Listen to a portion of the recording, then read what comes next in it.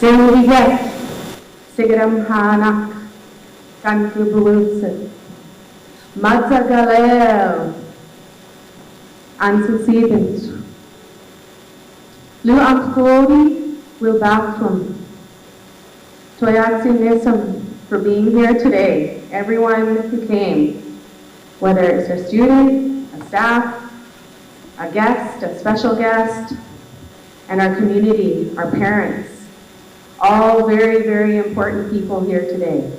So thank you very, very much for coming.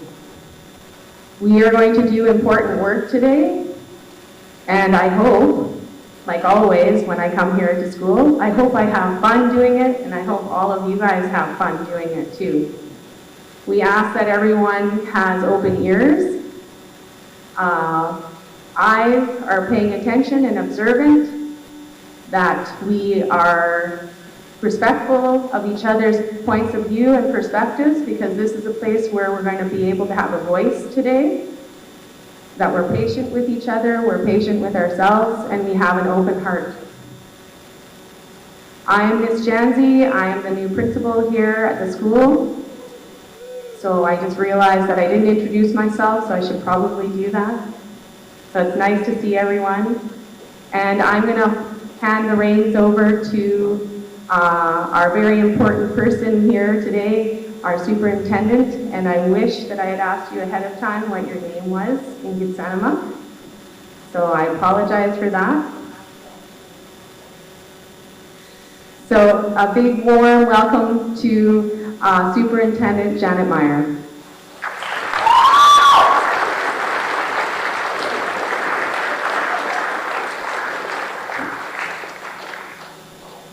Amahilu.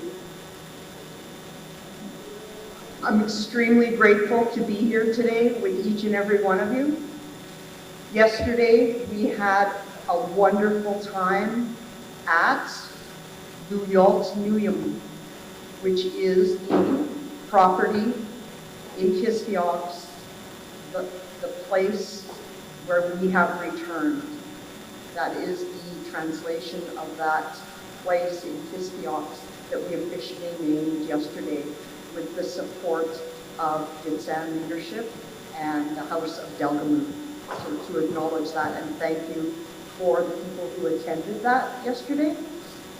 It was extremely powerful, and it reinforced for me and for other adults there the power of the student voice and the importance of the student voice. And while I'm extremely grateful for our community members, our community partners, our staff, invited guests, elders, thank you so much for being here. I will say the youth in this room are the future of this place. And we are counting very much on your voice today to talk about hope and the future. So without further ado, I would like to introduce Ange Smith to provide an acknowledgement of the territory.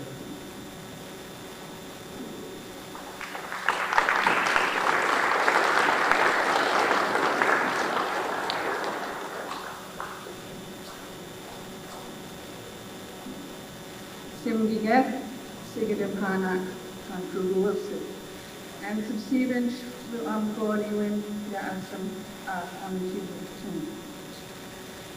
Welcome everyone to the Gitsan Lakshya. I am just stepping in for the Gitsan.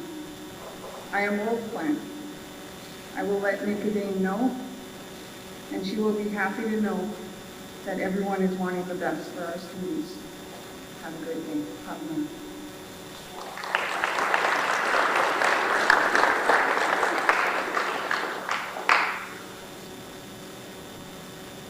Thank you, Ange. And at this time, I'd like to take the opportunity to introduce the Kassan Performing Arts to open our morning in a good way.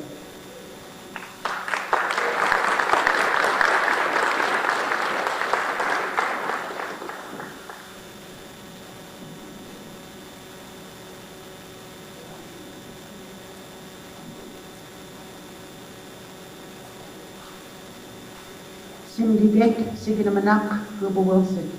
Noble men, noble women, and children of noble birth, we're happy to greet you. Equally happy to share with you a very, very small portion of our yuk. We will open with our welcome song, Kuyo.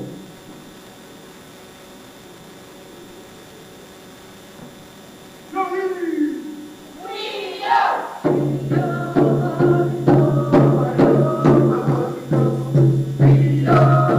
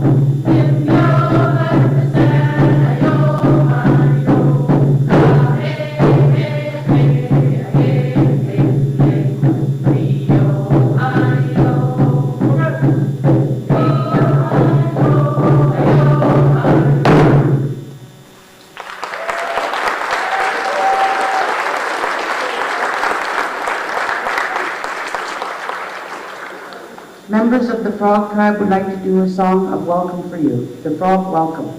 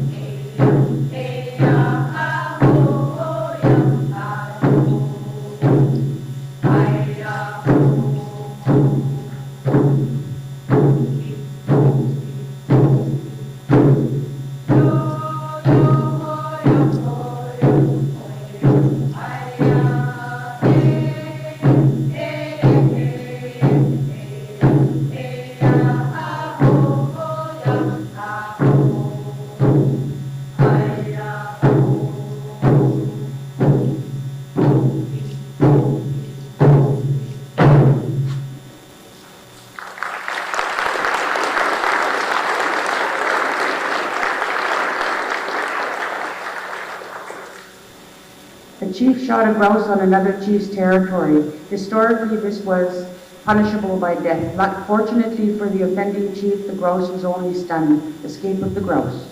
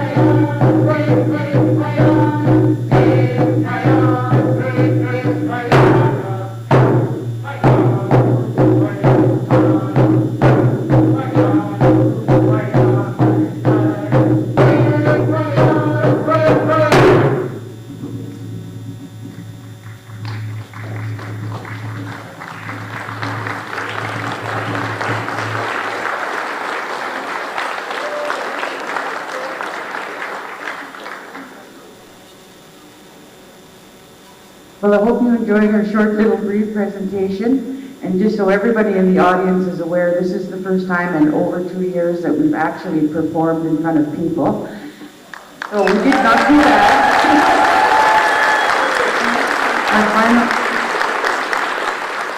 Our final song will be the Chinook Farewell.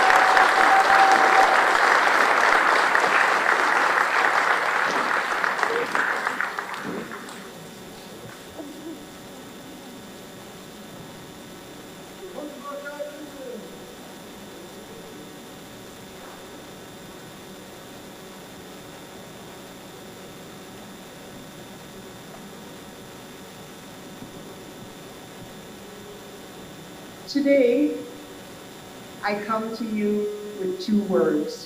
One word I have this morning, and one word I will have for you at 1:45. My morning word for you today is hope. And I would like you to take this word with you throughout the course of the day. I would like you to keep this word and the concept of hope, which is on the next slide. And I'd like you to carry it with you today for the duration of the day. Because as you can read, hope is believing in the future. And hope is the willingness to take an active role in that future. So for me, this morning and this afternoon is about hope. School District 82 has a friend in a children's author by the name of Monique Gray-Smith. Albeit virtually, Monique has been in our district many times in the last several years. She is passionate about the work that she does, and she shares in our passion related to the work that we are doing in Coast Mountain School District, and in particular, the work we would like to do together with people in this room. And when I was talking to Monique about the work that we're going to do today, she talked to me about a children's book, her newest book that she has written, that is not published yet. It is to be released in October, and she has granted me the permission, as has Orca Publishing, to share this book with you this morning. I saw Monique present this book last week at the BC School Superintendents Association, and I knew from the moment she started and at the end of the book that I needed to use this here today. So I'd like to share with you, and I have made a commitment that we would not be recording this and that we would edit the live stream. Introductions for our guests here today, because they will tell you their story themselves. I'd like to first introduce you to Assistant Deputy Minister of the Ministry of Education and Childcare, Jennifer McCrae.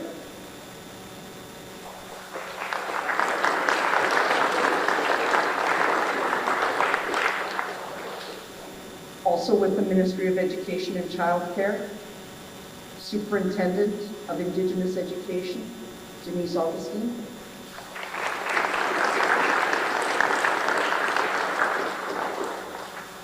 and Associate Superintendent of Indigenous Education with the Ministry of Education and Childcare, Brad Baker.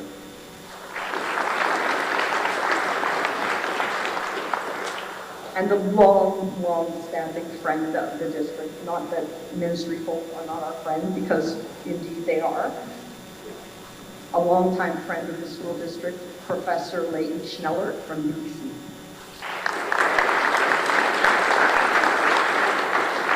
Just a quick story, because we are on a very tight timeline, so that I have promised Leighton and Brad and Denise and Jen that we will get them to their 4:30 flight in Smithers today. So a brief story. I was picking up Christy is there, from the hotel in Hazelton this morning.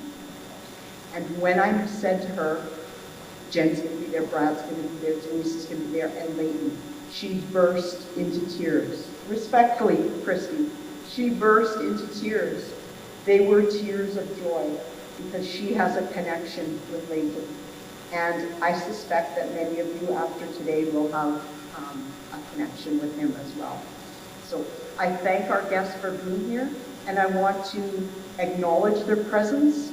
I invited, on behalf of the Board of Education, our colleagues from the ministry and Leighton.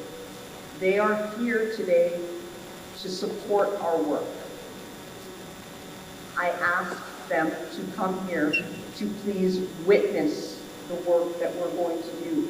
And I'm going to tie back into that at the end of the day with my other word. But for now, I acknowledge their presence here. I'm grateful for their presence here, and thankful that they took us up on our invitation. Thank you so much.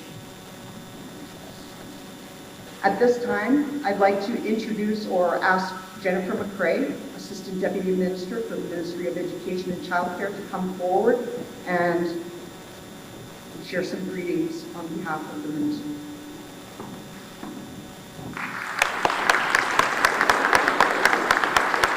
Okay, you don't have to clap for me because you don't even know you're going to like what I say. Good morning, and thank you for having us.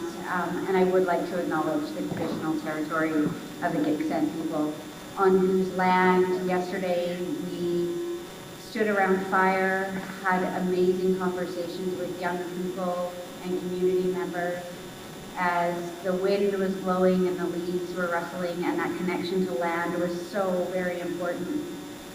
I also understand I missed the Northern Lights up here last night, so that is on my list, and so I will be coming back, because if I can see them here, I'm in for the long game. I am honored to bring greetings on behalf of the Minister of Education, Jennifer Whiteside, who we did spend some time, Brad and I spent some time this morning with, and explained what was happening here today, and she does wish us well for the work ahead, and excited about the work ahead and to learn what this work does on behalf of the entire province. We are committed from the ministry to walk alongside each one of you in this community and in this school district, to learn from you, to support you in any way. Students, young people, this is your school. Your voices matter. You are the change agents. And so we will take the learnings from today and we will take them across the province. We know that schools were designed hundreds of years ago to create, as Denise says, factory workers. And we know it was built in a very, very, very colonial system. And the work ahead of us is changing that. We know that each young person in this room is complex. We know that schools are complex and the world is changing, and it is very complex. So how do we create learning spaces on the land outside of the traditional rows and desks to really embrace that change? And I think an important piece that the government has done is the introduction of the Declaration on the Rights of Indigenous People Act and the action plan that was tabled just a few weeks ago in the legislature. There are 13 actions for education. It's not something for us to do, it's something for us to do alongside First Nations, who are the rights holders in this province. We have a deep history in this province where schools have not been safe learning places for young people, and we need to change that. The foundation of that is truth and reconciliation. And without the truth, we will never get to reconciliation, and today is about truth-telling. So I encourage each one of you to bring your voices forward and tell your stories and help create that change. We can create a new system, and here in Hazelton Secondary, you can create that system on behalf of the province. Mia for having us here today to do work alongside you. Thank you.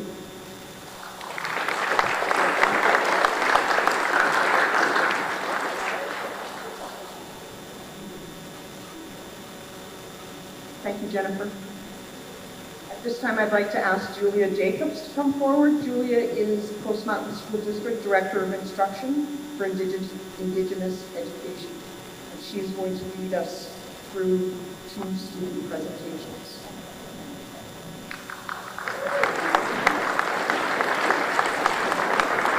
Thanks, Janet, and hi, everyone. I'm happy to be here, and I'm glad that everyone's here and ready to do some of the good work that we have to do today. I have a bit of a PowerPoint presentation just to give you a context of Hazelton Secondary School.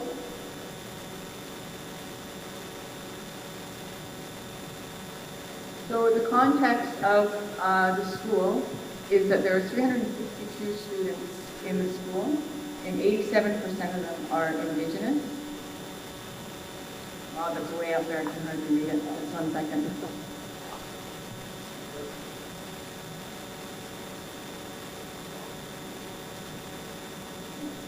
So it's grade 8 to 12 enrollment. I'm going to go rogue here and leave the podium. And we're serving many communities, and you can probably see that better than I can, but there's 7 communities surrounding us, and there's also Kiskeox Valley, Muskwa, Hazelton, New Hazelton, South Hazelton, and that was fun teaching the ministry people about all the Hazeltons and the different directions of all the Hazletons. We have Gitamak, Kitsaguka, Gitmiao, Gitwangat, Sikadak, Kiskeox, Hegoget, Kitwanga, and Shumile. The Hazelton secondary staff, who are very passionate and loving of the school and the students. We have 2 administrators, 23 teachers, 2 counselors, and 5 First Nations support workers, and 8 EAs that make up our school. And as you can see, the map there just gives a context of where we are and where the Gitxsan territory is. Some additional perks to Hazelton Secondary School, which are really exciting. We have the school garden, a root cellar, smokehouse. It's awesome that the hospital lake is just right behind the school and is utilized quite a bit for runs and hikes and just going to the lake. We have the recreation center right next to us, which is amazing. Access to school district property in the Kiskeox Valley. That's what Janet was referring to earlier.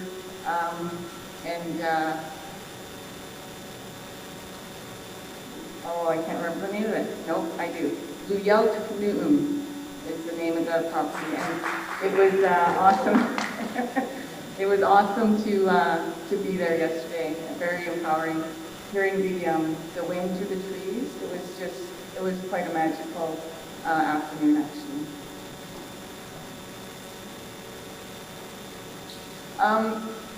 Because of all the outlying communities, we rely heavily on busing for the community. As you can see with the picture there, there are a lot of buses that come in through Hazelton Secondary School here.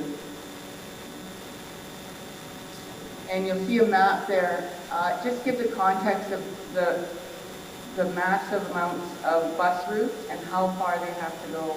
I believe that some of the bus routes are about an hour long, and that's a long time to be in a bus, but our students are resilient, and they make sure that they make it here to school, and we thank them for that. We at Hazelton Secondary School love to play, but we also have to do our work first. But there are a lot of opportunities for recreation, and as an alumni of Hazelton Secondary School, I really always appreciated the sports in the activities that were extra to the subjects that they taught. So some of the things that we do are volleyball, basketball, soccer, archery, wrestling, theater, music, biking, outdoor ed, and travel.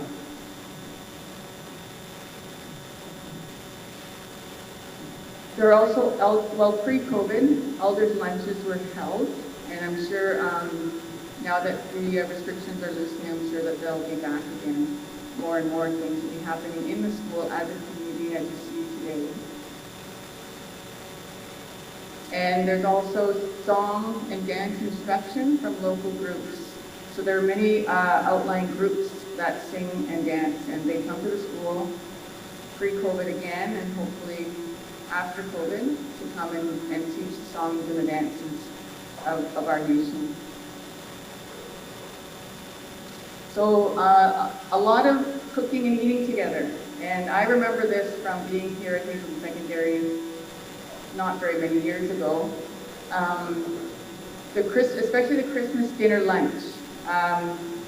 That's been tradition, and Barb, who's the interim principal here right now, we've done that like since we were in school, and it's a big deal. It's a lot of fun. There's farm to school, Indigenous Day celebrations, and then cooking competition theme days. And you'll see a picture there. There's a Halloween theme, and people are dressed up in their Halloween costume, and then some creepy cooking going on for Halloween. Of course, Hazelton Secondary School is known for the theater productions. Ms. Jancy's always been passionate about that. And a couple of examples that I have are Little Shop of Horrors and Grease. A lot of learning on the land. You'll see there's their community garden, or not community, the school garden, but there is a community garden that the students also go to. And there's crabapple picking, and then I believe they're picking potatoes there in the community garden as well. And processing of traditional foods is also happens in the school. There's Back to the Land program. Virginia Morgan is part of that, and they go out and they are literally back on the land and hunting, and they take what they hunt and bring it right to the table. So the kids learn all the process of that. And you'll see there's a picture, they're picking soap berries and cleaning them. So there's a lot of the traditional things that are being taught in the school as well. And it says that's all, folks, but really I know that just touches on what is offered at Hazelton Secondary School. And there's a video that has been done. And I want to invite Alex and Sarah, if they could just come up here, because they've been my go-tos, along with the other Black Hoodies with the HSS leadership team. And I'd like them just to introduce their video. Hello everyone, me and my friend Sarah here, we've been working really hard for the past few days on introducing some students and teachers and collecting them together to make a little video for everyone to see. Sarah, would you like to add anything? No? Okay. Once the guys are ready, we shall present the video.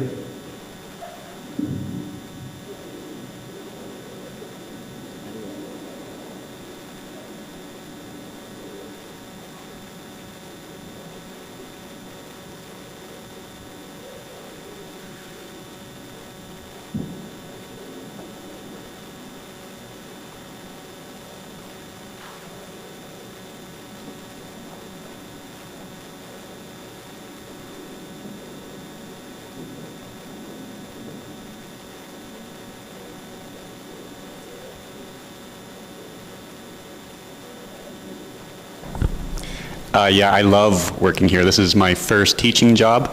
The reason I love it here is, well, the surroundings. There's a lot of opportunity to teach about the land and teach about, I guess, skills that are more than just academic. And the students here are amazing. There's so much diversity with all the different villages that feed the school, and I think the kids are really smart and really capable, and are going places. I love working at Hazelton Secondary School. In fact, I commute an hour one way every day just to be here. And I love the relative closeness to the natural world, which our students and staff can take advantage of on a daily basis. What's something you love about Hazelton Secondary School? I would say all the sports teams we have and how athletic our school is and the participation we have. I guess all the events that we do throughout the year, like the dances, during Valentine's Day, all the events. Doing bike club after school. I really like the teachers. I think they're super supportive and they have a big impact on all the students. One thing I really like about this school is that it has a welding and an auto shop class. Most schools don't have that, and it's cool that we do. I have to say the enthusiasm of teachers, always sticking their necks out for students and always helping around when they can. Well, I like coming here every day, but what makes me really happy and excited is the volleyball program that everybody is taking part in. I love the intramural, Terry Fox run, the Christmas dance, and my favorite day is Fun Day and Awards Day. That's what I like about Hazelton Secondary. What is a fun memory you have from HSS? Me and my class went to the lake and it was pretty fun. Probably winning grade 8 volleyball zones. Favorite memory here was my first dance. Fun day. One time, I won. Another time, I won. And then I won again. That time I was the best act at the talent show.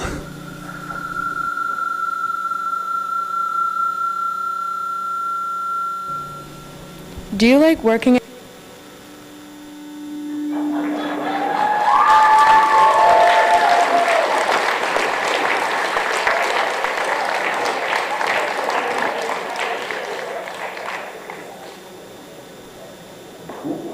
Huge thanks to Alex and Sarah. People, come on!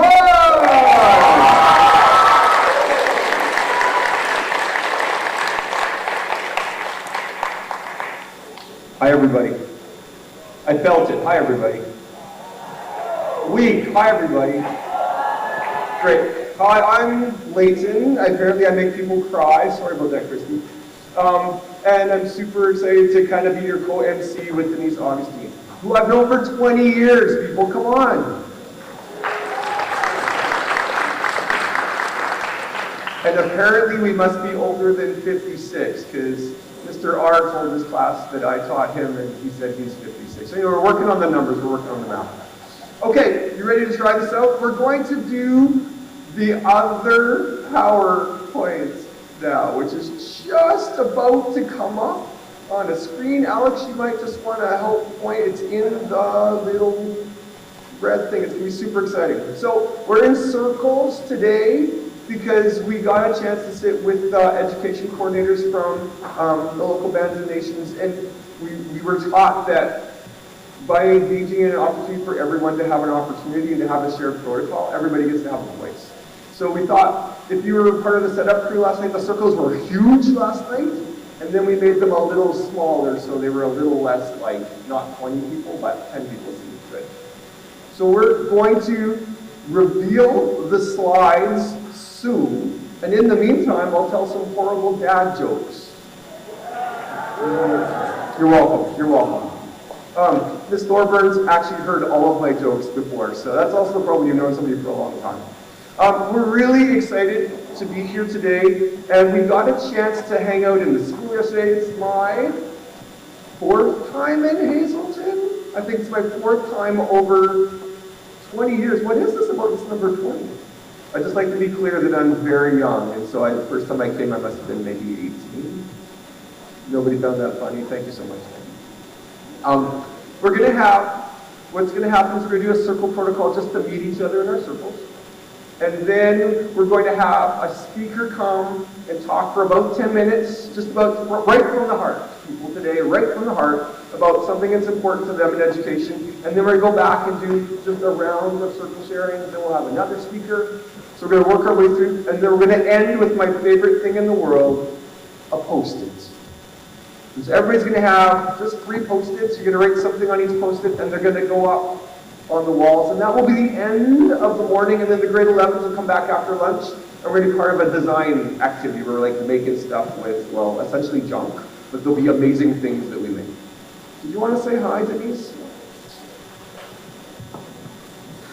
Hi, Neta CMNCA. Good morning, everybody. I would like to also acknowledge that we are gathered here on the Gitxsan territory, a place where, like the nation that I'm from, Chemainus First Nation on Vancouver Island, for thousands of years, we've had babies, we've raised them to be adults, we've laid our loved ones to rest, and done that in intimate relationship with the land. And man, I've got to say, this is my first time here. Spectacular. What a beautiful place you live in. And it's my privilege to be a guest here today. I'm also privileged to be here today. So here we go, people. We're going to do a little meet the people in your circle. If you're sitting on the bleachers, we invite you to join a circle. And what we're going to do in the circle is, we have some circle protocols. Should we talk about the circle protocols first? So some things to remember when we're in circle is to listen with an open heart and an open mind, and continue to be curious. You might hear things that you agree or disagree with. Just try to let that little judgy voice that we have in the back of our heads, just give them the morning off. And you can pick them back up later if you like. We're suggesting that you be curious, listen, lean in, make sure that you take a turn. So if you're one of those people who likes to be quiet, we ask you to challenge yourself and have your voice heard, because all voices matter today. Well, they matter all the time, but we especially need them today. And if you're one of the people, like I can be, who could talk here for 40 minutes without effort, then perhaps we just rein it in a little bit. Keep in mind that what we're hoping is that your words today are going to plant the seeds for the future. This is your community. You're creating a path forward. And so just hold that in your pocket as well. Okay, so we're going to start small. And just in your circle, each person's going to go around, introduce themselves, and share something that you're good at. It doesn't need to be a school thing, people, just something that you're good at. So for example, you may have heard my name is Leighton, and I live on Silk's territory, but I work on Sinaik's territory in Nelson. And I am very good at, you ready for it? I am very good at telling terrible jokes. My son is 25, and he tells me the joke got no better. And I told it like, well, you can only imagine how often I tell my jokes. But you know what? I don't give up. I just keep telling my jokes, and people are like, okay, Leighton's coming. In fact, I'm known in my family as the fun guy, not the fun guy. You're welcome. I'm a science teacher. The fun guy. Okay, so that's me. I'm fun. I'm Denise.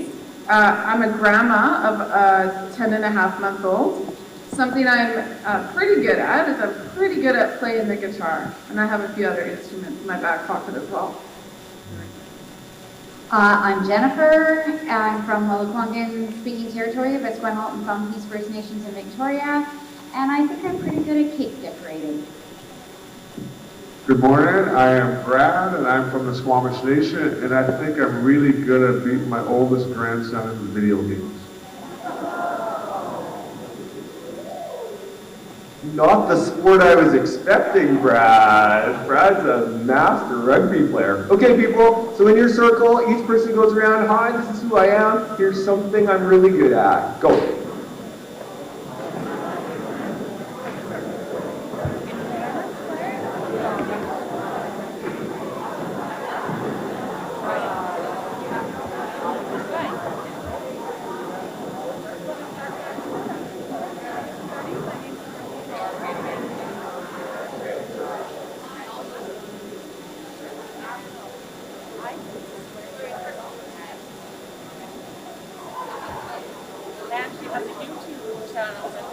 I just learned last night. Art? You mean flowers and butterflies? Neat. Cashews?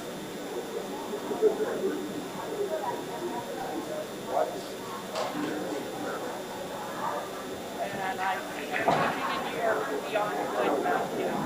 You're exceptional. My name is Shanna.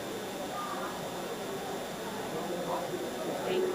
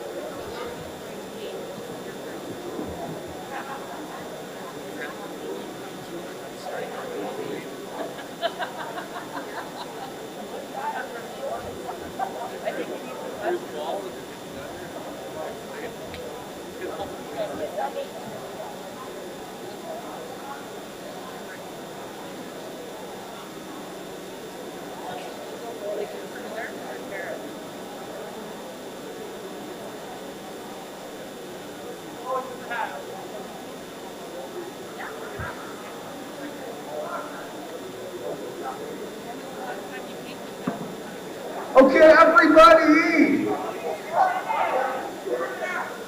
Oh, 2 more minutes. 2 more. I'm so sorry. Keep talking about what you're good at. Continue.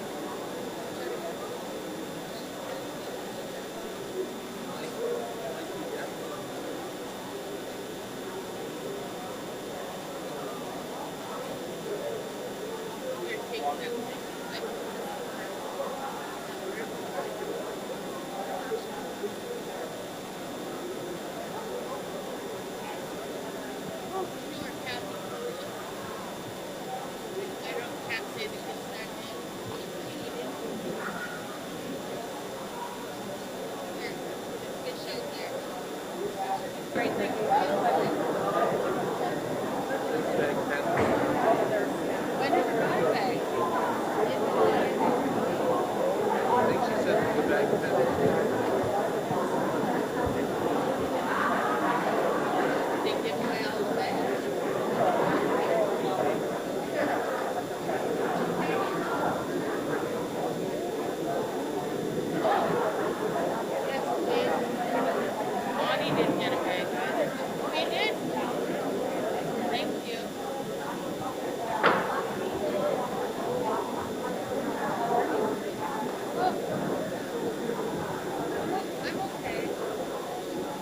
Give me a wave if you're ready. Give me a wave if you're ready.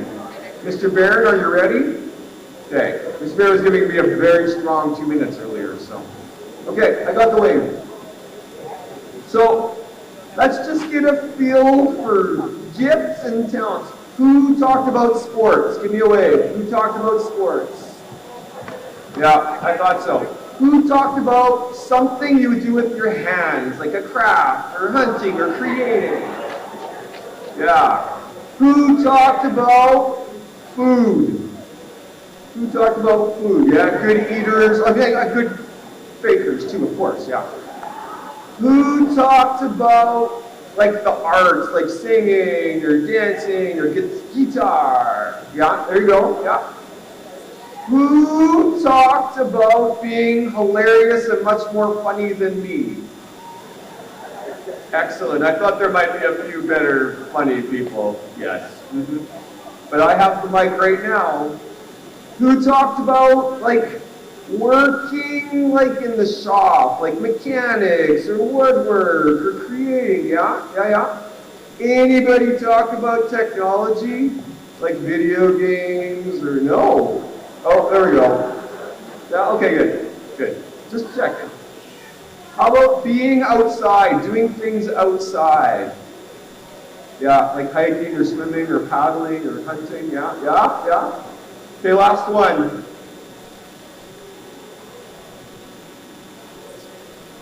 Theater performance. How about art? Theater, art. Yes. Okay. What did I miss, Ms. Augustine? What did I miss? Sleep. Who's good at sleeping? That's good. Yeah, resting. Who's good at resting? Yeah, good. How about this one? Who's not good at resting? Who's like, I could stay up all night? Yeah, I thought there might be. Oh, look at the adults in the room. Yeah, that's me. I think it's just because report cards are coming up, and so they're just marking all the time. Okay. So the think tank is a chance for us to think about what we love about our school, what we want to change about our school, and what our dreams are for the school. So the good news is at the end of the morning, each person's going to write something on each of those post-its. So you don't need to write yet, we'll let you know when. But up until then, we're just going to have a speaker come and talk about something they're passionate about. Then we're going to go back into the circle and say, what does that make you think of? And we'll do that 4 times, and then we'll do the post-its to get our ideas. For now, try to just put the post-its wherever is comfortable for you, unless you're really hot, and then you can fan yourself. But it's not really that hot in here. Anybody else notice that? But I bet it's above 0 outside now. Yes! I could also work in some permafrost jokes, but I'll stop now. Science teachers, we're just always. Permafrost jokes? Really? Okay. What? Oh, I'll skip permafrost jokes. I'll just go for like the, yes? A dad joke? All right. What do you call a guy hanging on the wall? Art! Okay, I'll get one more later. Oh. And that must mean it's time to introduce our first guest speaker. Here you go, Ms. Augustine. Jennifer McCrae, come on up.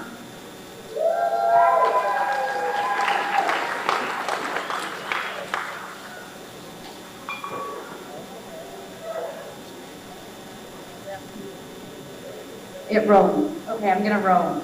I'm tired of hearing me. You should be tired of hearing me. There's gonna be a couple of slides, and none of you are gonna see the slides, which I'm now realizing. Okay, this is me. This is my family. I didn't really know my story. I knew I grew up in Victoria, born and raised. My sisters, my aunts, my cousins, my dad born in North Vancouver. That's kind of what I knew. But now I know I was born and raised on the traditional territory of the Lekwungen-speaking people. of Esquimalt and Southeast First Nations. I am the youngest daughter to Brian and Diane Green.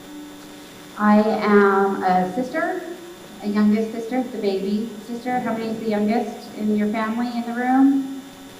Yeah, it's a pretty great place to be, and a lot of responsibility. I'm an auntie to two boys that are my whole heart. And my most important job, and I will get emotional, and I will not apologize for that, is my daughter Kennedy. Can we go to the next slide? My daughter Kennedy has high anxiety. It took everything in her being some days to get out of bed. And showing up at school, some days that was a win in our house. And we celebrated those days. She had every privilege, and I truly mean that, and that's part of my journey I'm on, is understanding my privilege,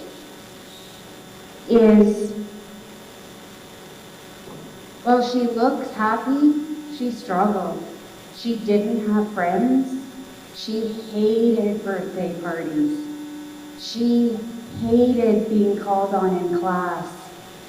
And her favorite teacher, French teacher, had the class sing happy birthday to her 2 days after I went in, and we talked about strategies that we had to keep her in school and how to keep her safe and how to keep her present. And they sang happy birthday to her, and she ran out, and it took us 3 days to get her to walk back in that school. And it was something that most kids would be okay with, but for her, it wasn't safe.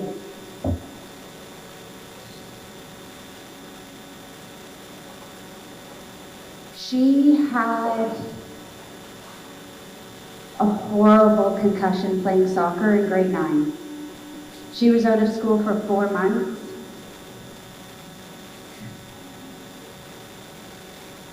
And there were days where we picked her up and put her in the shower and just sat and held her. And that was a win that day. And she is strong, and she is resilient, and she is my being for doing the work I get the privilege of doing and sitting with young people like you. And we don't get to know everybody's stories. We don't know how many of you had little ones to help mom, dad, grandma, auntie get off to school today.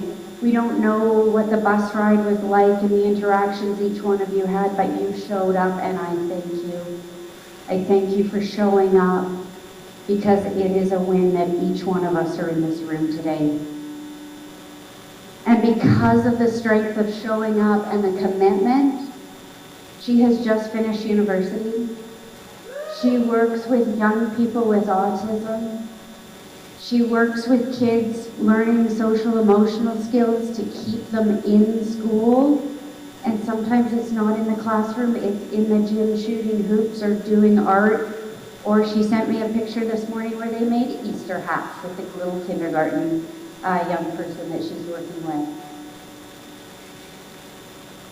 And so mental health,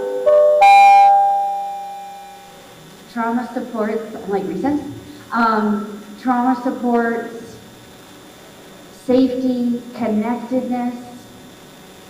School connectedness is the #1 protective factor for each one of you in the class, in this room.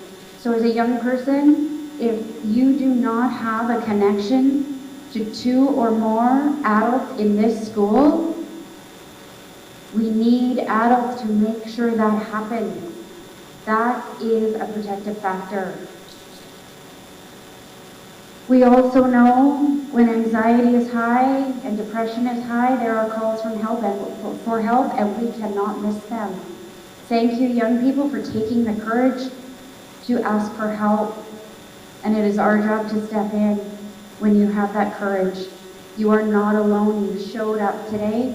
And that is a little bit about my family's journey, about how the school space for us, and it was a switch of school, and it was a switch of programs, and she did self-directed learning. That's what changed for us. Connection to adults in the school. And she said, today's a good day, I'm gonna go. Today's not a good day for me, but I will do my work. And she did. She showed up for herself. So that is why I believe school connectedness, the conditions in which we set in the school, and those connections, those relationship pieces, are so incredibly important to help support to get to the academic pieces. So with that, Denise, thank you for letting me share my story of Kennedy, my daughter. Yeah, thank you.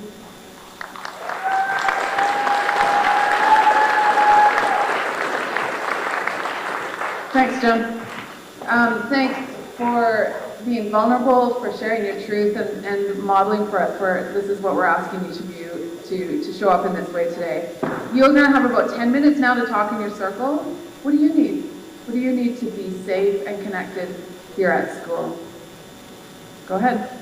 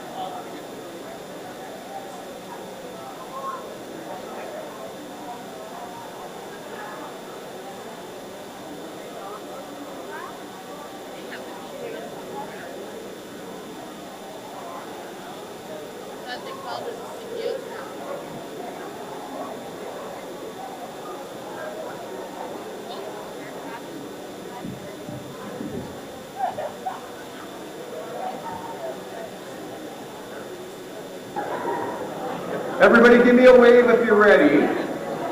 Or give me 2 if you need 2 more minutes. Great, okay, 2, we're right in between, so 1.5 more minutes.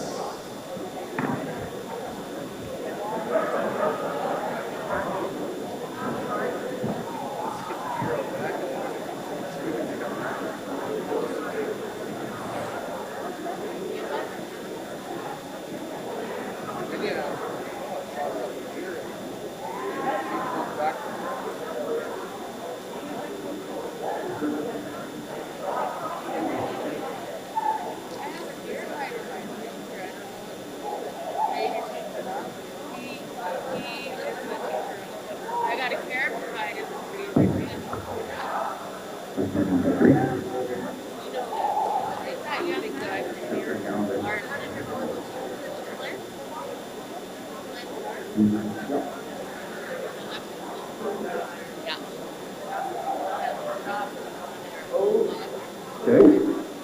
there we go.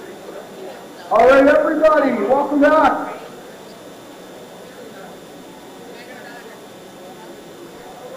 Thanks, everybody. And wrap up. Perfect. Oh, I've still got one group going there. Once you get to adults going, you can't stop them. Excellent. All right, everybody.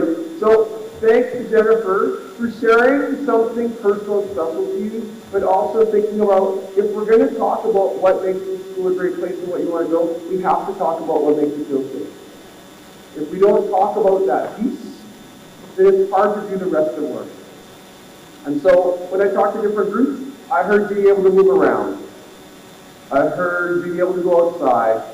I heard lots of groups talk about being able to be with your friends, to be with people. And then I heard kindness come out. Kindness from other kids and kindness from teachers.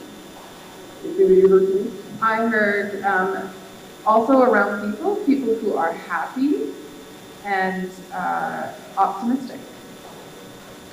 I maybe have added something to one of my groups where I said, I like to laugh, but that's what I need, is I need to go and have some happiness.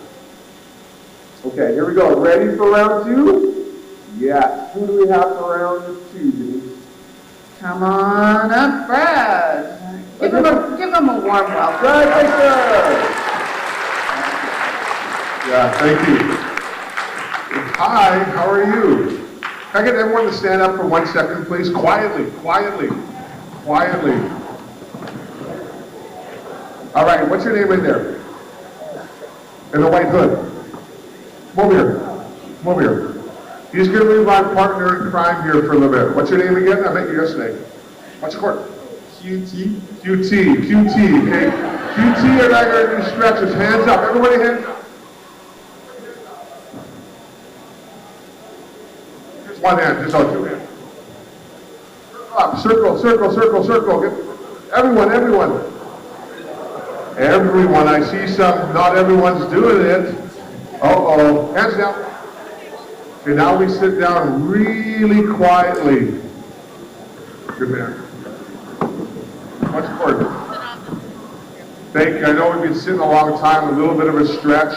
I never stretch, so I hurt my back when I just did that, but that's okay. I'm going to start my language. Hatsqual Tanoya, OCMNCI, Soramo Kushaman, Oslahan Hokameo, Chekamatoya Gitsen. So my ancestral name is Soramot. I'm very lucky to share my ancestral name with my late grandfather and my late grandfather Ray and my dad Harry. I'm a member of the Squamish Nation from the village of Oslahan, which is on the north shore in the lower mainland. My traditional territory is from Vancouver Airport all the way to Whistler. But part of my territory, we've been combined to 23 reserves. My little reserve that I come from is about 10 square blocks. And so I'm very, very happy to be here. And as the introduction stated, my English name or my Christian name is Brad Baker. And I'm a secondee with the Ministry of Education as the Associate Superintendent of Indigenous Ed, serving the First Nations, Métis, Inuit students across our province. I'm grateful to be here. I do have a little bit of a slide deck. I'm going to talk a little bit about identity. That's not my slide deck. Okay, that one's not mine. But I'm going to talk about the reason why I'm here is to talk about my own experiences in school as a First Nations. Hey, there I am. My own experience as a First Nations boy in the public education system here in British Columbia. I was very fortunate enough to go to an elementary school that was about 3 blocks from my reserve that I grew up on. I went to school with the majority of my cousins and distant cousins. As we know, our First Nations families are very widespread. I have over 130 cousins in my family, and I have a cousin living here in Hazelton that I found out this morning after talking to my dad. And his name is Anthony Baker. Don't know where he is up here, but he lives up here. And so I'm going to make a point of trying to find him after this. But my K-7 career was very, very difficult. I was streamlined into a special ed program because I was First Nations. I was thought that the school that I went to thought I wasn't capable of being successful. And so I was streamlined into a program where I was not going to be successful. The one thing that really supported me and saved me in my K-7 school was my language and my culture. Every day I had my aunties coming into the school to teach me my language, to teach me my culture. And that's where I started to learn the Squamish language that I speak today. I know some of my language, I don't know enough of my language. I know some of my culture, I don't know enough of my culture. Because language and culture lead to identity. In my K-7 career, I was very proud of that. I was proud to be Squamish. Proud to walk in the hallways and say to my older cousins, you know, hot squall, good day. Or hoitska, thank you. Or hokmatha, goodbye. That was my K-7 career, which was awesome, except for the streamlining. That's a different conversation we can have a different day. Then I moved into my high school. I went to Sutherland Secondary School in the North Vancouver School District, and I went to a school that was out of our catchment area. And the reason why that was, my mother is a very strong advocate for education and the rights that we deserve as First Nations people in the education system. She strongly believed that if I went out of catchment, that I would be treated better as a First Nations person and have more success down the road, whatever I chose to do. But it didn't start off all rosy for me at Sutherland Secondary School. I got no problem naming the school, because I went to a school where there was 3 other First Nations children. My brother and my sister. And the rest of the population was very, very white. I gotta call it what it is. We're not gonna sugarcoat anything today. We want truth-telling here today. And my first few months in the school, I endured racism far beyond what I could imagine as a 12 and 13-year-old kid. Not only from other students, but from the teachers, from other parents, from the principal and vice principal. And it was hard. It was so hard. But about 6 or 7 weeks into the school year, I was sitting in woodwork class, and I was sitting with those 3 individuals up there. 2 are Italian, and 1 is Scottish. They asked me where I am from. And at that moment, I didn't know what to do. I didn't know what to say to them. So I lied to them. I said I was from Italy, from a small town in Italy. Dark skin, dark eyes. I felt ashamed to be a First Nations person in the public education system at that time. But it all turned for me as a 13-year-old boy when I invited those 3 guys to the longhouse on my reserve. That's when I received my ancestral name of Sonamote from my father and my late grandfather. They came into my community. They came in to hear my story. They came in to hear my language. They came in to participate in my culture. That is when I felt proud to be a First Nations person in the public education system. But there were so many months where I would leave the school unaware of my own identity. Many nights as a 13-year-old boy, as a grade 8 kid, I'd cry myself to sleep because I was ashamed but also afraid to admit who I was in my school. But that changed by going into community. My community, as the community up here in Gitxsan territory, is rich with resources. When I say resources, I mean by standing on the land, to feel the ancestors come through the land, through your body, is so important. You hear the language, you hear the drum group to start our day. You saw elders participate. You saw youth participate. How important is that? I also want to recognize and acknowledge the matriarchs in them. I come from a matriarchal society where the matriarchs are the most important people in our world. They give us life, they give us breath, they allow us to survive. But not only are the matriarchs the most important, it's our tahas. In my language, a taha is a grandmother. And the grandmothers that are in this room, if you could all stand, please. Grandmothers in the room, indigenous or non-indigenous. These are the most important people in your community. We must honor and respect. Oh, please keep standing if you can, please.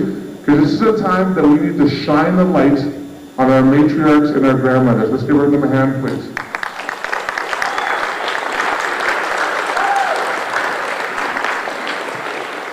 If we can go to the next slide, please.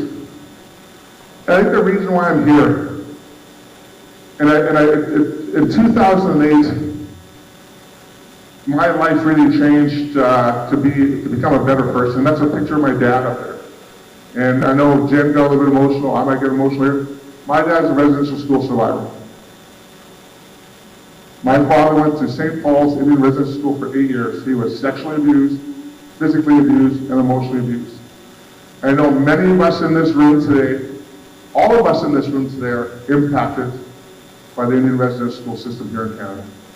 If you had grandparents, great-grandparents that attended, if you had no one to attend, you're still impacted because we're living with the legacies of Indian residential school in 2022 still. I live with it every day. It hurts me every day to know what my dad went through.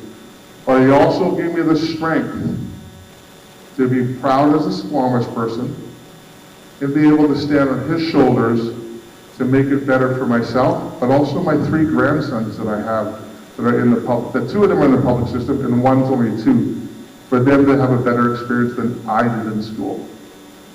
Because what my dad went through, I cannot imagine being in an institution that was 400 yards away from his mom and dad's house, but he couldn't go home. Couldn't get a hug from his mom or dad. His upbringing with me was tough. Very tough. So in my own choice in my own life, I wanted to break the cycle of violence in my family. I don't have my own kids. I got stepkids. That's where I get my grandkids from. But they're my grandkids. But whenever I have the opportunity to hear the story of a survivor or from the family of survivors, we must listen. Because that will allow us to become better in this institution as Denise or Leighton talked about. These were built not for us to be successful, not for me to be successful, but how do we change this institution, as we call it, to be better for everyone in this building, everyone in this room today. And I'm grateful that you're all here. Next slide, please. You look at all these people walking with you. All of these people are from my community that walk with me, that walk along all of us in the education system to be better. And none of us are asking. There's about 2,000 people on this road today to honor the residential school survivors and the ones that did not make it home from St. Paul's last year on the first ever National Day of Reflection towards reconciliation. It wasn't a holiday. It was a day for us to come together as human beings to acknowledge our difficult history, but also you heard your superintendent talk about hope, but also to bring hope, and that's why we're here today. All of those people from my community, all of the ancestors from this community, indigenous and non-indigenous, are walking with you. They all want you to be successful. So how do we do that? And that's part of our journey today. It's all about hope. That's not my slide, that blue screen. That looks pretty good. One more slide. And this is a challenge to all of you to determine, you all need to know who you are and be proud of who you are. Yesterday I had the opportunity to be on the lands of the House of Dagamuth. The significance of being on that land yesterday, I'm a history teacher by trade. The House of the Dagamuth changed the history of this country forever with a Supreme Court case. It's incredible. Do we all know that history in this room of that land? We need to, and also need to know who you are and be proud of who you are. If you do not want to share your story of who you are today, continue to gain the strength and courage to share your story whenever you can. Because also sitting in silence means a lot too. I sat in silence for many years, but now I have the strength to share my identity. And I'm proud to be Squamish, I'm proud to be from British Columbia, and I'm proud to be Canadian. But first and foremost, I'm a Squamish person, a Squamish man. So all of you, I ask all of you over the next few minutes, probably 5, if you feel like sharing your circle of who you really are. White goes to him. Thank you.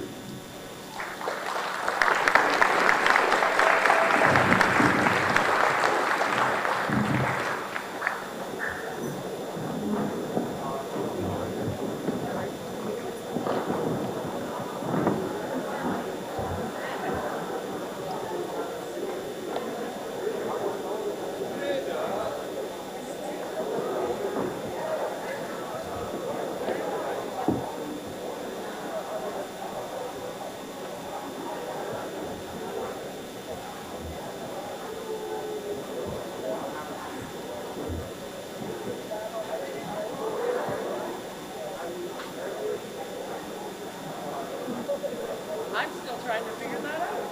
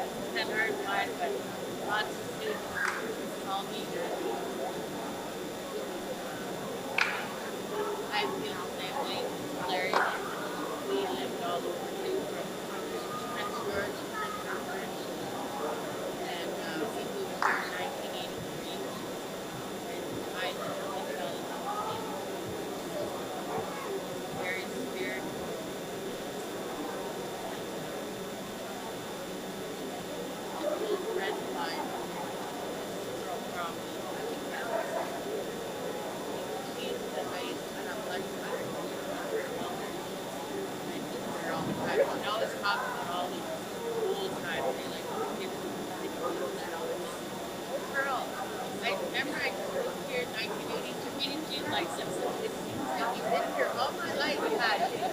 So sometimes I feel like I am being reincarnated from here. I don't know. But I love everything. I love it. I think I'm a really good teacher. Really careful. Especially, like I said, when I work here, I protect the students. Now I'm at West and I'm still trying to advocate for them. I'm glad that guy was honest about the trauma and she didn't think that that's why we're here. That might not happen to you or you, but even my son, he's grading, but still has challenges. Parents, how do you ethically go to another teacher and say, why did you do it? That's me.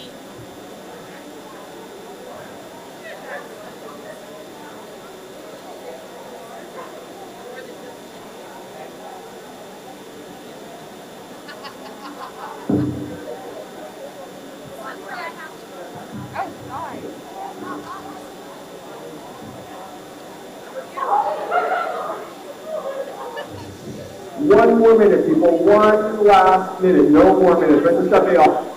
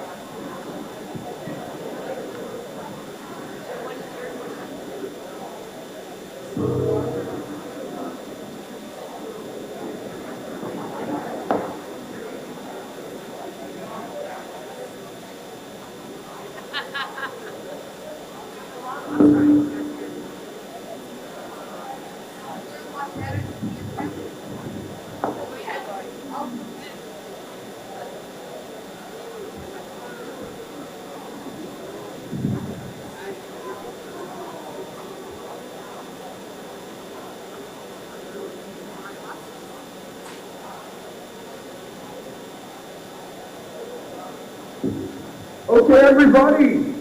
Welcome back.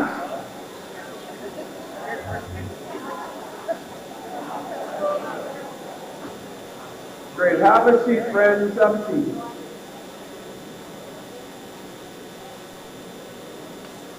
So some things that I heard in my small group was I heard that the families of the boys that I was with, the young men that I was with, one family has been here for 2 generations, one family has been here for 3 generations, one family, this has always been their place, but some of their family went away to Vancouver and came back. And so we just talked about who our family is. Then we talked about what our parents do, and then it was revealed what they want to do in terms of one wants to be a mechanic, and one has a very cool idea about leaving to go to school and coming back. And go ahead. That's a great conversation. I had the privilege of a small chat. A couple of the things that we talked about was the importance that sports plays in identity, and being a sibling. Yeah, we got a lot of sports in ours too. We had baseball, basketball, soccer, hockey. No volleyball. Which is sad for me as a volleyball coach, but give me time. and I'll get you all playing volleyball. Also, I just have to say, I was this tall in grade 8. So I was the center of the basketball team, and I was the middle in volleyball, and then everyone grew past me, and then I became a guard and a setter. Heartbreaking, but also built my skills. Because an offside hit, people, just saying, come on, come up for volleyball, come up for volleyball. Did you get new interests as you moved through high school, moved into the world, Denise? Did you like? I sure did. I also was this tall in grade 7, so I played a lot of basketball. The same thing happened. I also remember being able to, hold my ground in grade 7, but by the end of grade 8, I was not that person anymore. But I was pretty quick. So 4x100 was a favorite activity of mine as far as sports go.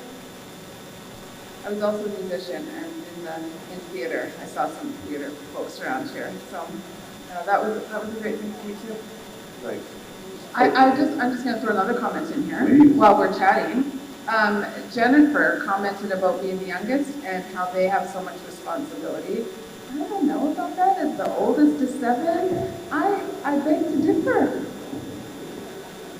I'm the oldest, and both my parents are blind. Both my parents can't see. So as the oldest child, I was always like, can you tell I'm always looking at you all the time? That's how I was raised. I'm always looking on behalf of my parents. And my younger brother was just really good at trying to sneak out of the house. And my mom would be like, I hear you! And he'd be like, and they'd just come back in. But our families make us who we are, and they are always part of us, right? They're always part of who we are. So, yeah, love my parents. They're a handful though. Guess what my dad thinks he is, everybody? Funny.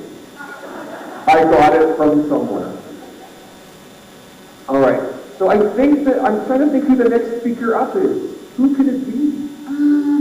Leighton, I think it might be your turn. Yes! I got the mic. Okay, you ready? Here, feel the love for me. Come on. Oh, come on. Look how much he's putting out, folks. Let's hear it. Bring it. Okay. So I'm going to share what some of the other schools I've worked with in think tanks have come up with. What they said, what they decided they needed, and the changes that happened in other schools that we collaborated with. So I'm very excited about that microphone. Good work. And then just point it away from me. Yes, yes. Okay, so this school is a Soyuz. Anybody know where a Soyuz is? Where? Somewhere in Canada, somewhere in BC in the Okanagan, in the South Okanagan. So a Soyuz secondary, when they did their think tank, they were talking about maybe closing their school. Because they were only an hour away from Oliver, and they were a small school. And so they're like, well, what will make this school special? What will keep kids in the community, right? So that they don't have to go somewhere else. So when they asked the kids, we went through this process, and we did all this brainstorming, what they decided is they wanted more courses like shop. They wanted more courses like hands-on courses. And so they really looked at what they were offering and what they could do, and they changed their courses and even their timetable a bit so that they could have those courses always in the afternoon. So that they knew that they had these courses in the afternoon, and then they have more kind of, what you call you call them electives here?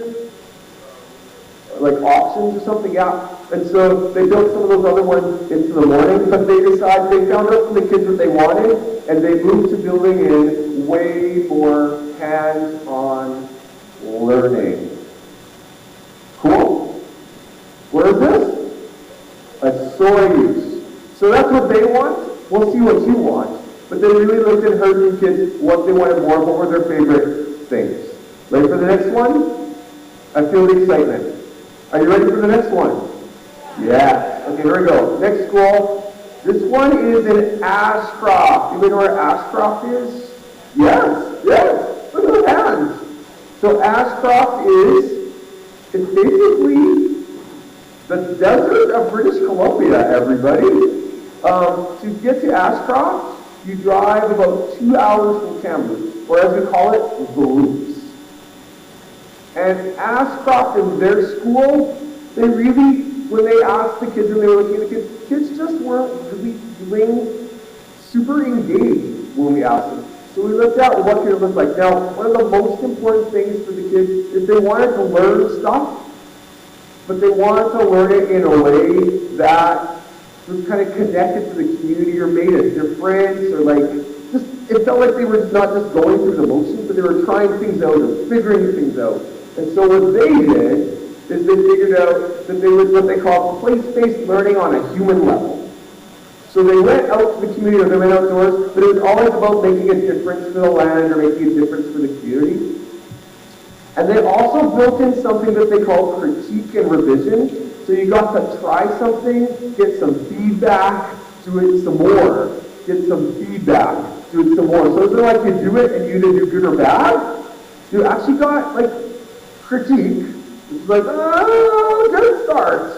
How about this? And so then everybody did better because they got feedback on what they were doing.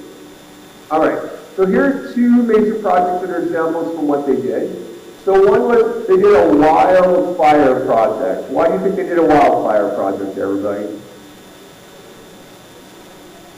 Yeah, there's things happening, right, in the community. There has been fire. So like, let's study that. How can we have fewer fires? How can we be safer? And so they really looked at what they did is, and it might be on the next slide, we'll see, but they interviewed community members about the impact of the fire, and so they learned how to interview other people. They interviewed, collected information, and then learning from the stories of people in the community, they wrote up those stories. They became the story recorders.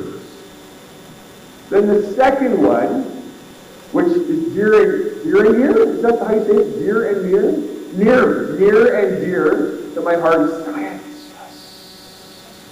Not only will I coach volleyball here, but I will just continually do science. It's a problem I have, right, Zach? Like I just work in an example of science and everything. So, oops, nice try, Andrew. Go back. Too fast. Here we go. So this example of this unit was looking at energy, movement, electricity, and electromagnetic induction. I think I just got a shiver down my spine of joy. And so they took what was really important to learn, this important science stuff, they said, how can we learn this science in a way that makes a difference, that we're using it? There we go. Now we're ready for the next slide. All right. So here's an example of, as they learned about these different things, they tried things out, they made things, and they presented models of what they learned. Now what's kind of cool about this is that it's still the same thing that we've been learning, but because the kids in the school, we like hands-on learning, it's really important, we want to make things for others, they made these models, and then they shared them in what they called, I honestly don't remember, so I'm going to make up my own name. A festival of learning. I'm sure they did not call it that. That does not sound that great. But for me, a festival of learning. But what they did is that people came in, other classes came in, and people from the community, and they presented their models to be able to explain these science ideas. Okay, that's Ashcroft. Here it comes. Oh, no, go back. Unbelievable. I also want to point out that they didn't just make one model and it was done. They got critique or feedback and they adjusted what they were making to make it better. And so it's this idea of not just doing something quickly, but I'm going to take it and make it better and better, and then you become more of an expert, or what we would call mastery. Okay, now I'm ready. Now this is Lillooet. Have you been to Lillooet? The mountains there, hey, Andy? Beautiful place. So what the kids said as part of this process is they just wanted their physical space to be, should I say nicer? More inviting? Like, it felt less like a school that's blank And more like the places where, kind of like when you're in this part of the school by the cafeteria, how there's the murals on the walls, they really focused on making the school feel like part of the community. And so more school art, they brought in local language as part of that. They brought in local culture as part of what they were doing. So it felt like your place. It felt like it was connected to what you're doing. And it also made for incredible art projects. If there were any art teachers in the house who I happen to know that apparently I make cry, there's this really cool way to think about why don't the things you make in art class be murals on the walls that connect to the community with advice and permission from the local community about what representations you have. So you're making public art, people. You're welcome. Public art. Public science. I guess we'll study this public, so that just makes a lot of sense. Okay, where is this? Little West. Yeah, now they're scared. Do we press the button? Don't we press the button? Okay, press the button.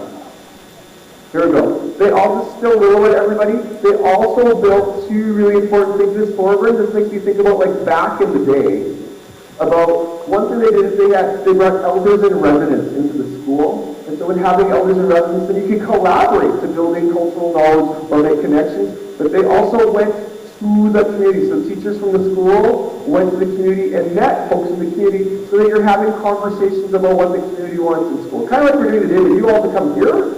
Wouldn't it be nice if we took class and school to the community? I can't remember, here's some of my views from yesterday. How nice is school when school is actually happening on the land, when you're doing something? And the potential of that is really cool. Here we got one more. Yes. Okay, people. Are you feeling ready for this next round? Just a reminder in your rounds, the whole goal is that each person takes a turn. So this is going to be, including the adults. Adults, you're not off the hook. Nice try. Julia and Ryan are like, we're off the hook. So that's not at all. Sorry, it's using people's last names. But I was taught by a knowledge keeper that if I'm going to call her Alona, she's going to call me Lady. So you get first name today. Okay, here go people in the house. So when you think about your vision for this school, what do you want learning to look like? What would be the best version? Would it be hands-on projects? Would it be more shop? Would it be bringing in culture? Would it be learning on the land, doing projects for the community? Would it be more experiments? Remember what I teach everybody? I think every class can have science in it. People don't feel as excited as I yes, there's my people. I found my person. Okay, here we go. So what could, yes, so we haven't started using them yet. Or have they started using them? Yeah? Okay, the stickies we're going to use at the end of the morning to put ideas up onto the wall. So right now, we're just going to do our circle. Is that okay, Denise? Yeah? But we are going to get some ideas down at the end of the morning part to go into each of those areas. So kind of hold on to your stickies for now. If you've already used them, I'll get you some more. I should have shares in sticky making. Okay, here we go. What are you sharing? What you want learning to look like. Think about next year. What would you like more of? Learning on the land, experiments, trying things out, hands-on learning. I don't know. I'm not you. But everybody gets to turn. Adults to ready. And somebody go first. Go.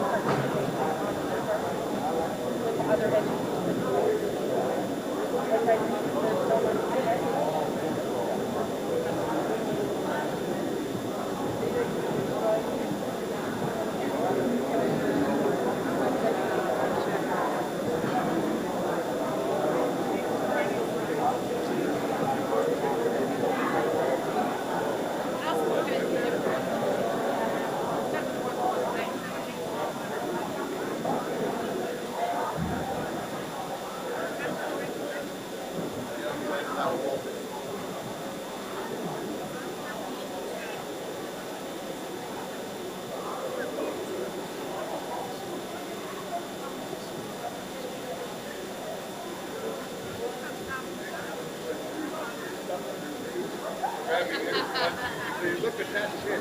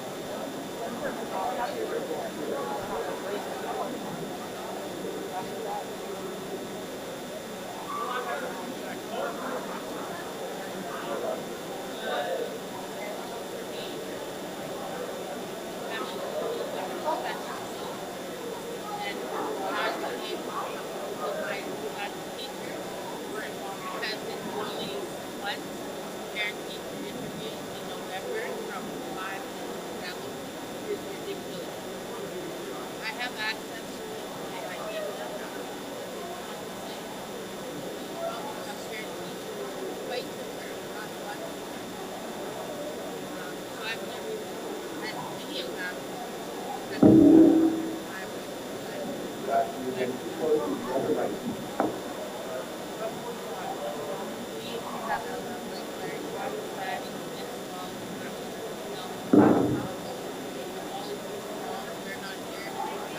In about 1 more minute, we're going to go to the last speaker, and then we have our hostess. We'd love you to get people back. We'll track them down. Get ready for our last speaker.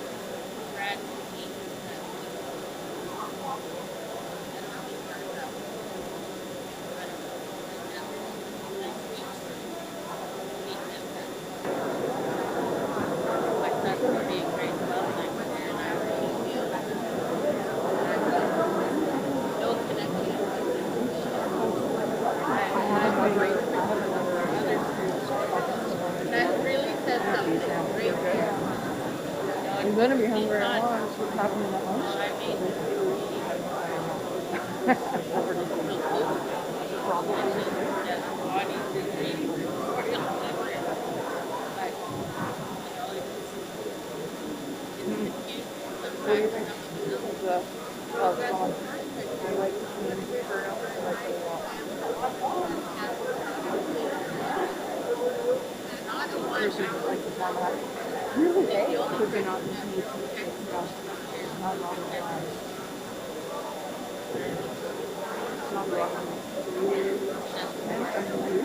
It's a hard,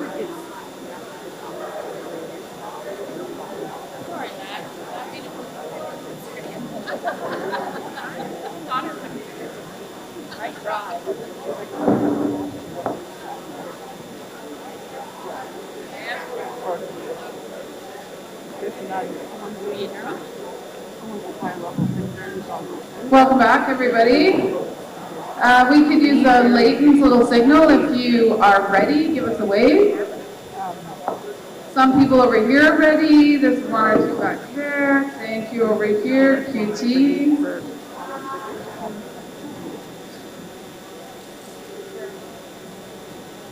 All right. So hopefully you're having some really great conversations about what do you want to see more of in the school? What's already going great that inspires you, that keeps you energized? And I think... Well, here's some examples. Let's hear from a few groups. What would you like it to look like? What's your favorite thing? What would you like schools to look like? Something you talked about. Something. Here we go. Staying away from the thing.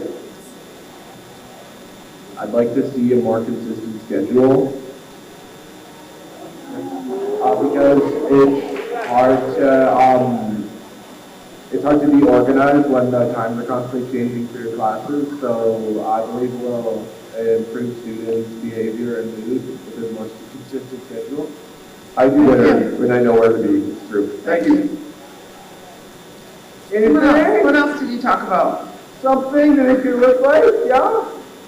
You can tell me. Go for it, survey. Go for a survey. We have a group at the back there, Leighton. Where's the wave? I feel the wave. Anybody can be the spokesperson. Okay. In my experience, if you have a beard, you get nominated, yeah. That's how like we live. Our group had lots of ideas. Some of the themes that came up were learning off the land and student-led learning. Students wanted longer sports seasons, more outside classes, more empathy in the school, students engaged in a different way. Maybe grading looks different or no grading at all. More music classes, a sports academy, more qualified teachers, and having a way to have better use their free time when they're done all their work. Nice. Thank you. Thank you, spokesperson. Awesome. Let's go to someone with glasses. Do we have anyone with glasses willing to share?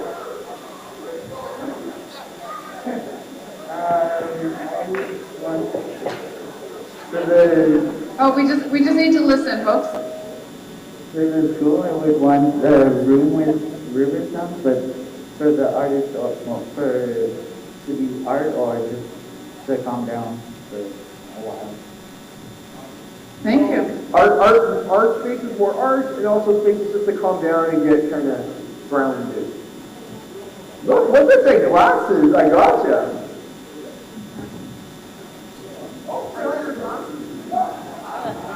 I think that a club that teaches students how to apply for bursaries, scholarships, applications, job applications, and like just help us learn how to do taxes and prepare for after high school life, so we're just not like on a boat alone, would help a lot for the older grades.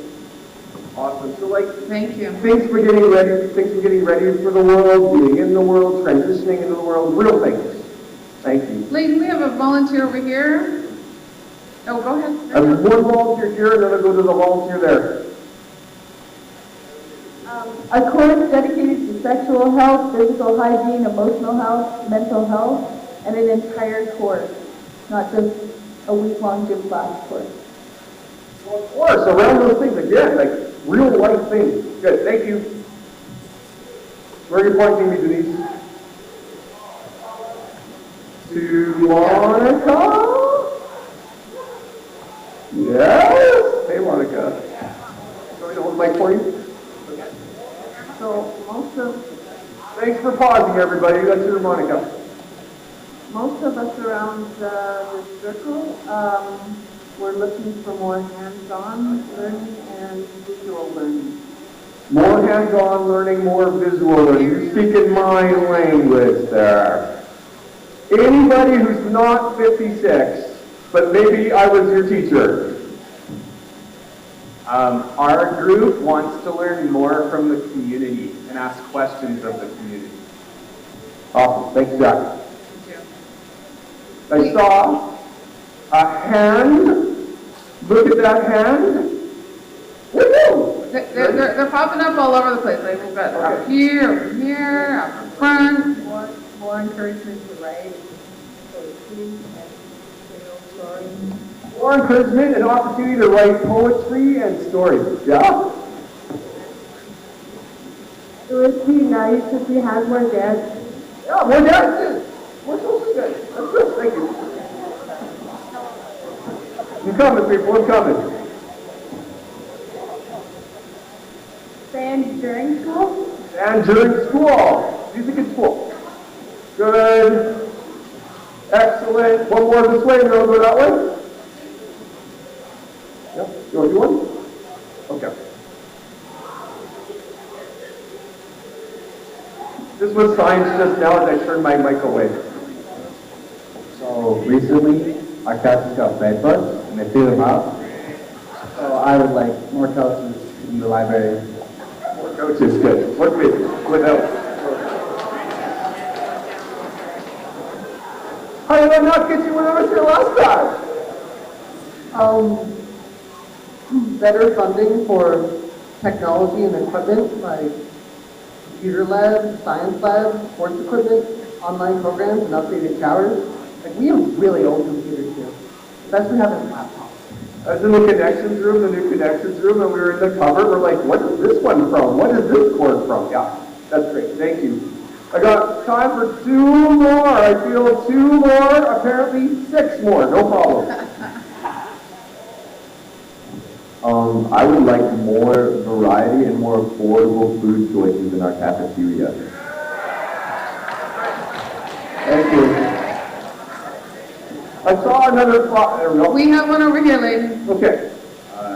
Cheaper burritos. I think we might have one more. More teachers.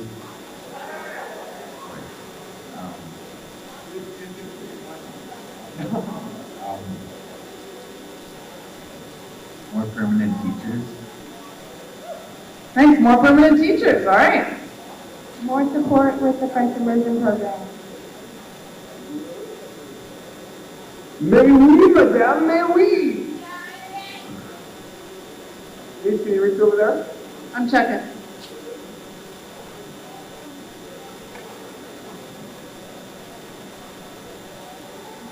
A bus to the market? Bus to the market. A bus to the market.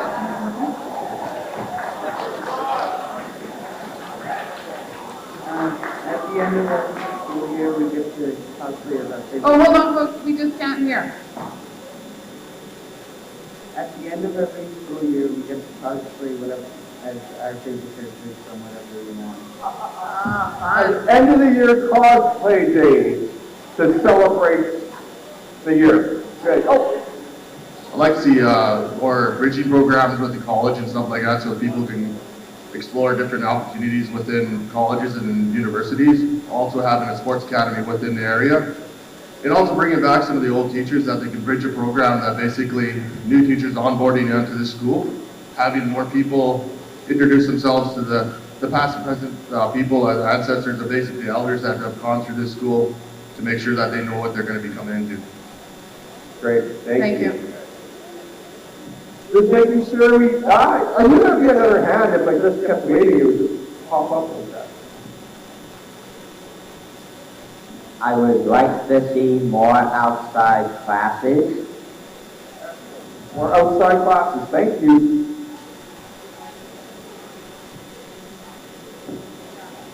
You just want to see me climb up the stairs, don't you, friend? Here it comes. A stoner's pit. We probably won't quite have that, but a gathering spaces. Gathering space. Okay. Did I see two last hands? Or there's one in the middle. I'll come to you. Here we go.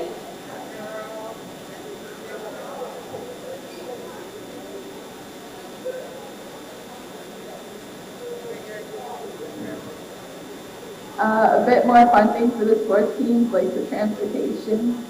Great. We saw how much sports is important to people earlier, right? I'm looking over this way. Yeah? More breaks. More breaks. Yeah, breaks are good, right? Oh, you mean this morning we should have had more breaks? Yeah, we should have had more breaks. More one-on-one time with teachers. More time with teachers. That's my heart, yeah. And, do I have somebody? A rock climbing club. A rock climbing club. A rock climbing club. Having donuts and hot chocolate, like in cold winter days. On the cold days, have something to snack on. Let's get that for anybody I haven't been to yet. More music, more visual learning, more collaboration, more interactive learning, and students have expressed teachers respecting student boundaries. Yeah, respect. Great. Thank you for all of those great things. We have one here, Leighton. Excellent. Here I come. Did I miss a hand? I thought I missed somebody. I think you were nominated by the group. Yeah. I think we need more consistency with our schedules and our teachers and the punishments because they change half the time and it's super confusing and frustrating. And we should play music in between classes. Thank you. Let's go back here to the very patient. I might have to get the back from Denise. Yeah, okay, yeah.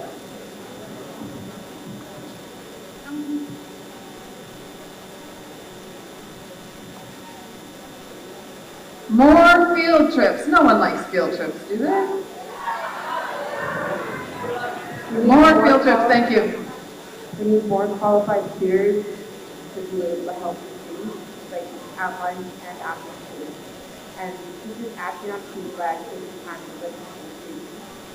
And hire a knowledge educator running the block so they can education students so they can help and not be forgotten.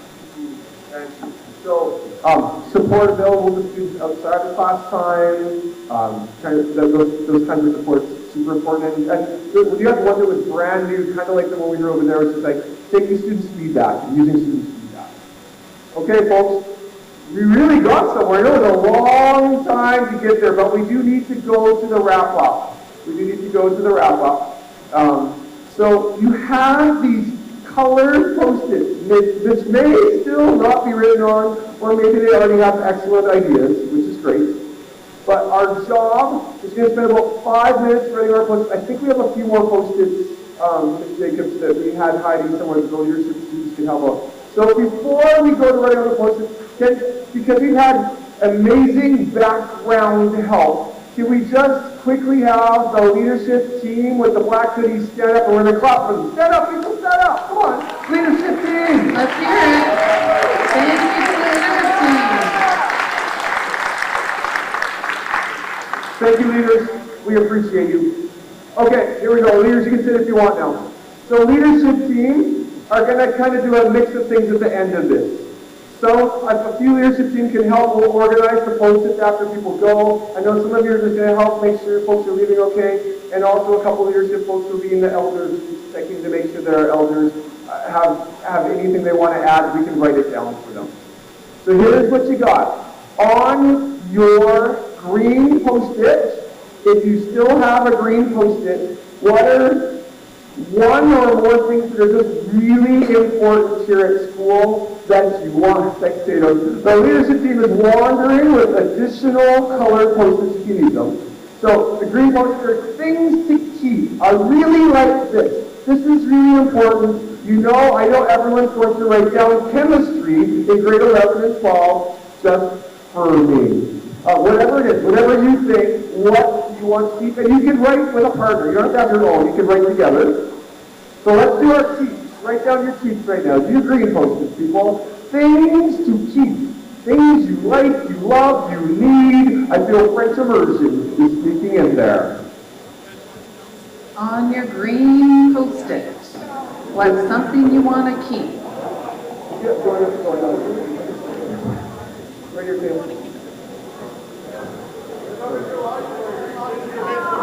Do you guys need a Post-it? Is Shannon excited for a Post-it? Pens! Do we have some pens kicking around? I'll grab one. Do we have some?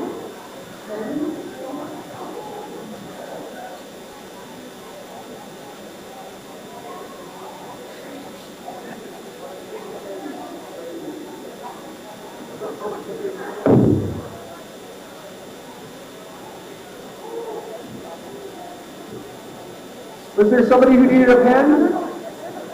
There we go.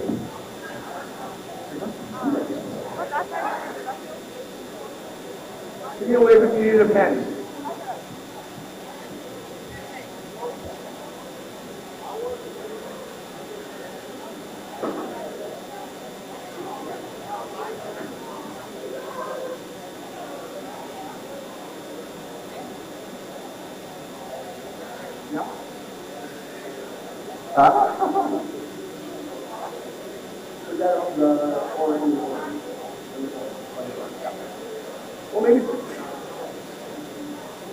Layton, I wonder if you want to talk about the orange Post-it. I love orange. Orange is excellent. So orange are what we mostly were just brainstorming, right? Changes we want to see that we think are doable for next year.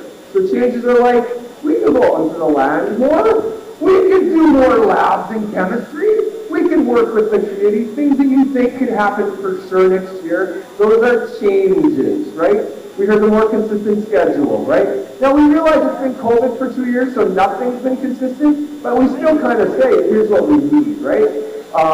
So change Seems like little things that could happen next year. Put something on your arms post-its. Change. Change the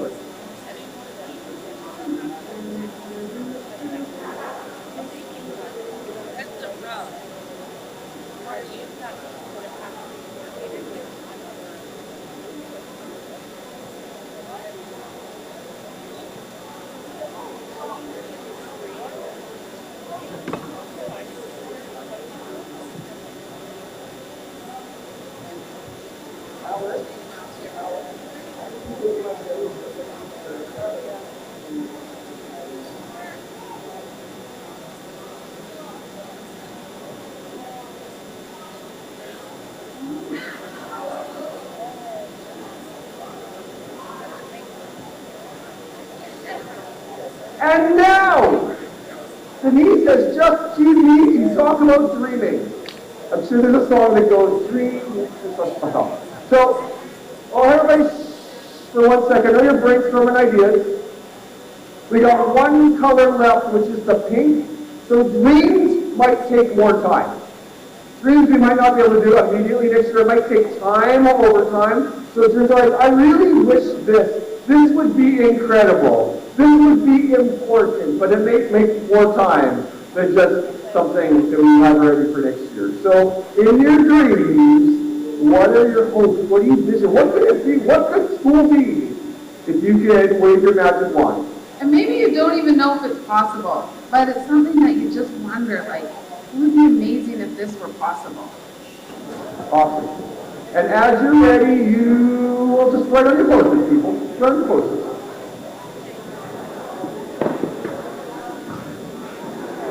Write on your post-its. Yeah, right. You can also run them. Anybody else need a pen?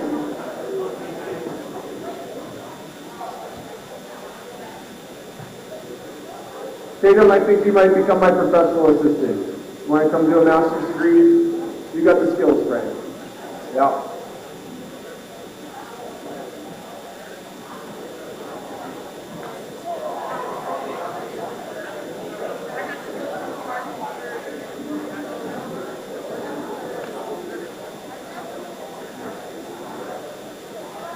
As you're ready, why don't you put your post-its on the walls, people? Sarah?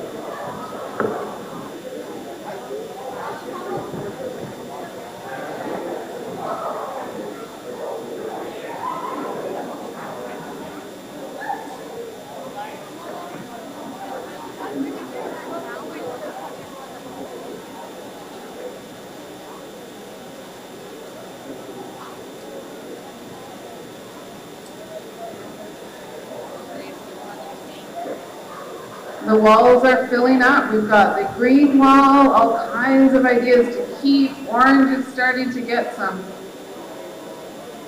notes up there. Pink is starting to grow. Last call for a pen from Tatum. Last call for a pen. Put your stickies up, then have a seat, and we got a couple of words before we move into lunch.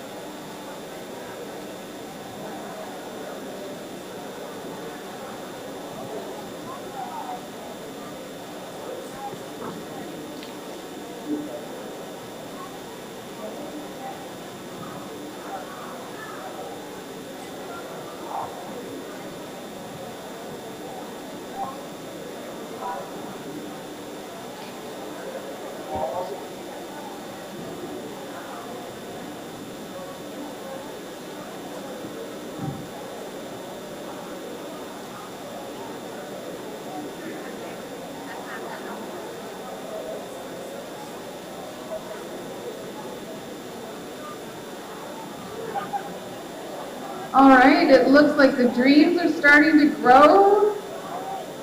Ideas for change, changes that can happen right away are filling up. I have a dream. Did you? Just one dream?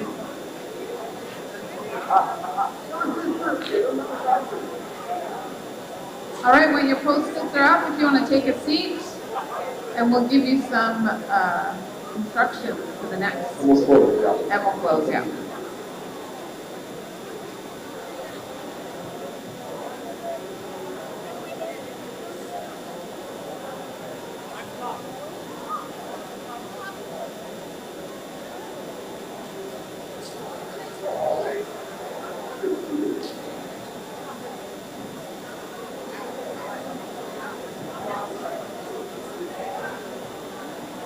Okay, last call for Post-its, and then we're going to close.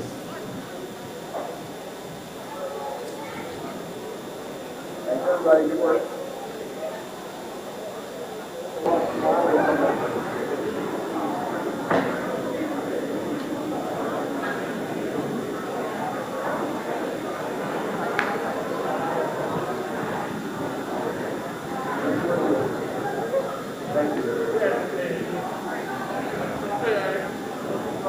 All right, people, come on back to your circle. Come back to your circle for the closing. Thank you.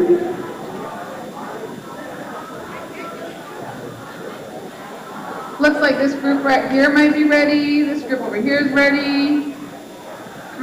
We're closing. Have a seat. Let's close our circle, yeah. Thank you, everybody. Find the circle. I'm sure there's a song in there, too. Come back to the circle. Oh, my goodness. Go on, Post-its, friends.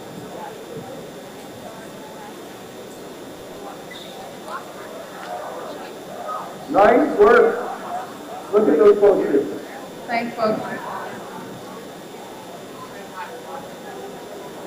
If you all could indulge us and have a seat, and then we'll just finish up here.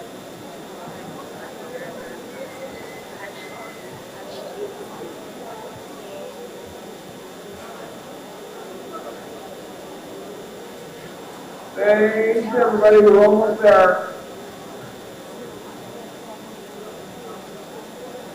You have a seat in your circle.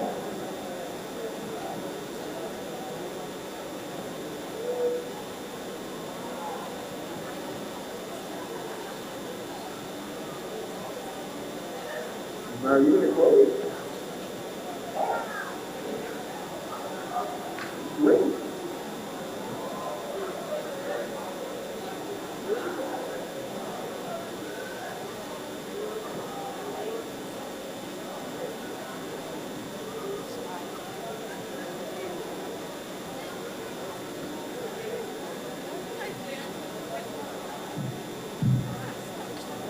Ms. Jacobs.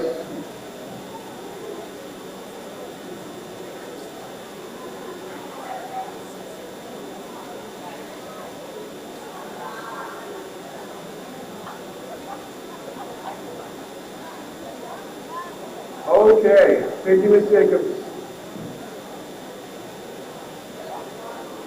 Oh.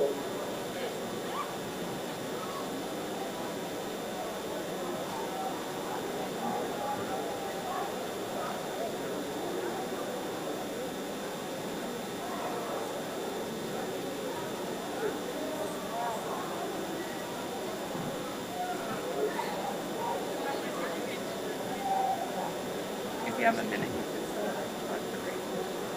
All right, everybody, thank you so much for hanging in there for what was a really long morning, but lots of good ideas around. Hi, everybody. Look this way. There you go. Thanks, folks. awesome, thank you. So we have lots of great ideas about things that are important to keep, lots of suggestions for changes that are doable, and then lots of big dreams. It's possible some of the changes may end up as the dreams, but wouldn't it be great if some of the dreams ended up as the doable changes? So we're now heading to the part of the day where we're going to move towards lunch, and then after lunch, community members, teachers that can join, educators that can join us, and the grade 11s are going to come and we're going to do a design thinking activity here in the gym. Everybody else, the other grades, 8, 9, 10, and I think most of the 12 will be back in class this afternoon doing classes things. So thank you for being with us. And now we'd like to ask the superintendent to do a little transition announcement.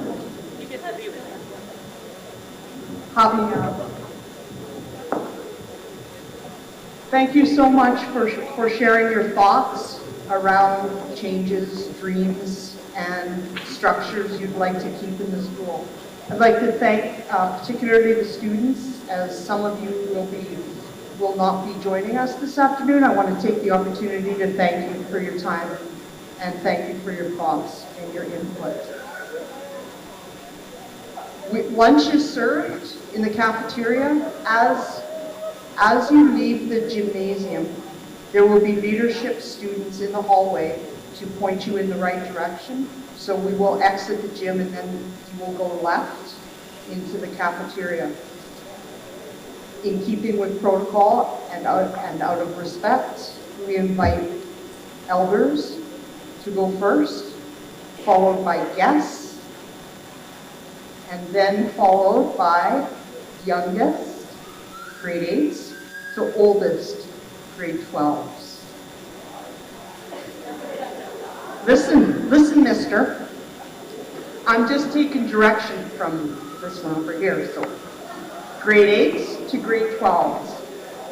Maturity level, yes.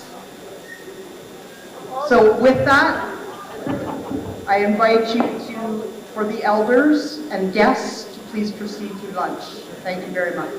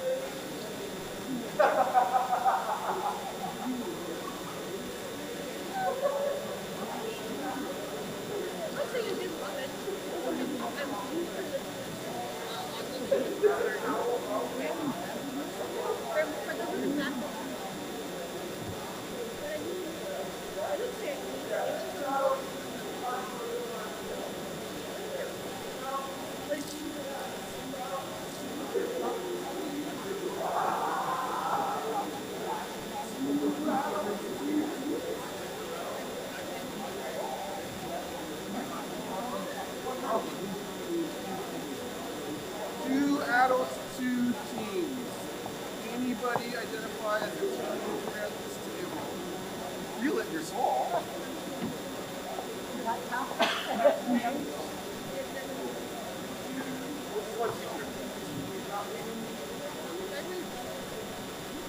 Trade some the one over to this table. Thank you. Is there an adult willing to come to join the other teacher in the table? Thanks, Andy. I appreciate you. All right.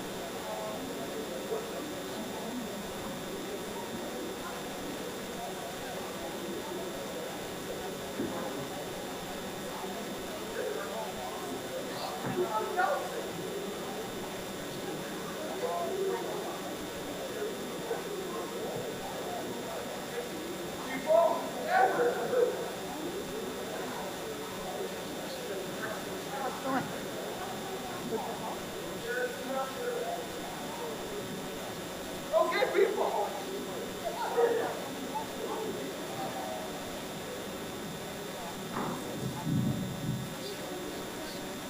Hello everyone.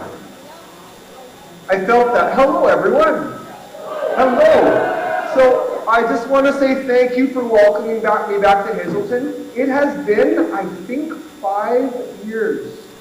We were trying to figure out dinner last night. But it's a special place. And we're going to think about how to make it even more special this afternoon. Do you remember what I do for a job, anybody? I'm a fun guy. I'm also a professor at a university. And so I work at the University of British Columbia. And my job is working with people who aren't that much older than you, who are becoming teachers. Maybe 2 people in this room were students of mine at some point. I won't reveal who, but I did make one of them cry apparently this morning. Sorry, Ms. V. This afternoon, it's just way more hands-on. I know it was a long wait this morning. We want 2 youth and 2 adults at each table, and then we might have a 5th person, which is great. But so take a look around your table. I've already misidentified some adults as youth, and they may forgive me at some point. Might also reveal that I am old. Okay, take a look. Anybody need another youth at your table? Take a look. Do some counting. Anybody need another youth? Yes, I see one table that needs a youth at the back center. Unless one of those adults is that, I know one of the adults is actually identifying as a youth now. Any extra youth who, yes, there we go. Back center. You're the best. Just grab you a chair. Great. Any tables that don't have two adults? Now that's a complicated question, but we'll get back to that later. Any tables that need another adult? Yeah, Kirlise is cool. That's your Gmail. Yes. Yeah, you got it. People, friends, good. All right. That's a lot of adults at that table. There's going to be some good thinking. That's a lot of pressure. I guess I'm looking at you, table. That table is not making eye contact with me. They're like looking away. Don't look at us, Layton. That's the table is like, if we need to leave early, we're by the door. I know how that works. Okay, so this afternoon we're doing something called a design activity where we're creating. So I see, is there anybody on the bleachers, that's French for bleachers, who wants to be joining a group? I'm just looking. Good, Janet, yeah? Fran, yes, colleague from the campfire? Okay. Anybody else in the bleachers want to join a group? Okay, so let's send you. No, you do not step out, Jennifer McCrae. People from the ministry participate in the learning, just saying. Okay. And anyway, of course she is, I think. So, Ms. Meyer, finding yourself a table? I expect at least 3 jokes to be told, Ms. Meyer. We're fun. Leaders are fun. There you go. Well, did you say funner than me? I thought of Ms. McCrae, but my humor, my shtick, right? Okay. So there we go. Ms. Jacobs, how you doing? You want to join a group?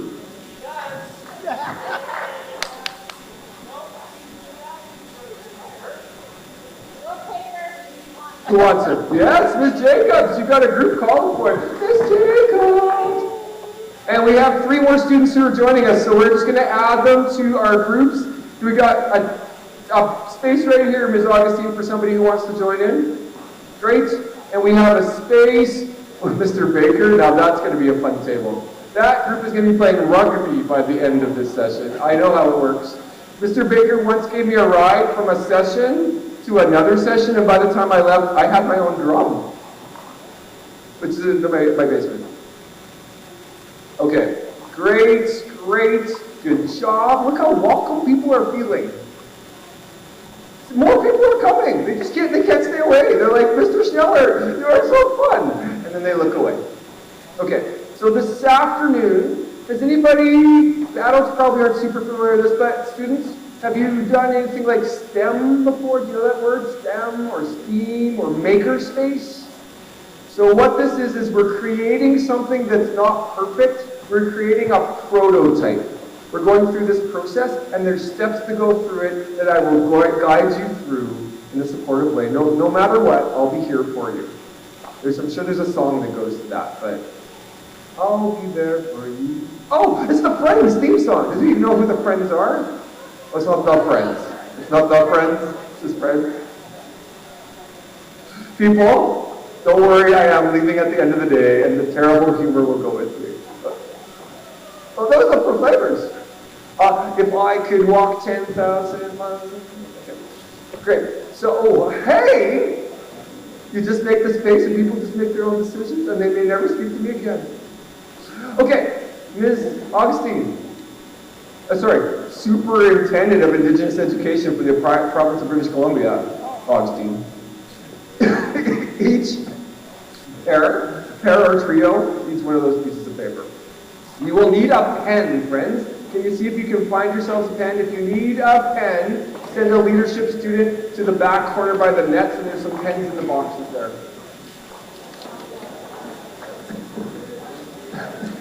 Well, per person, you need your own pen. You can share a pen, but 1 for 2 at least, Sean. There's pens in the bag?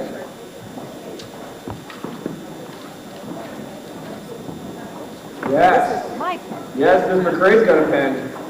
She's taking names, mainly mine.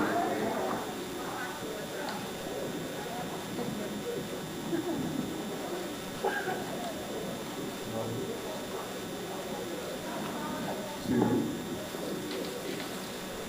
3, 4.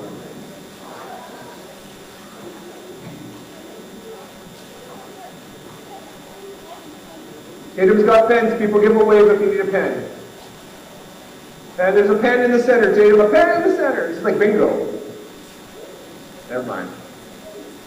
My humor, people. My humor. Yeah. Okay, here we go. So, in this process, we're interviewing each other to start. So if you take, how do we do for paper, Ms. Augustine? Do we have enough?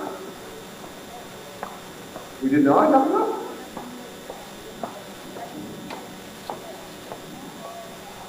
Okay, so let's take a look at box number 1. What do you see in box number 1, everybody? Ms. McRae, what does box number 1 say? On the paper at the end of the table. You can do it. I'm here to support you. This is called a graphic organizer, everyone. Okay, what does number 1 say?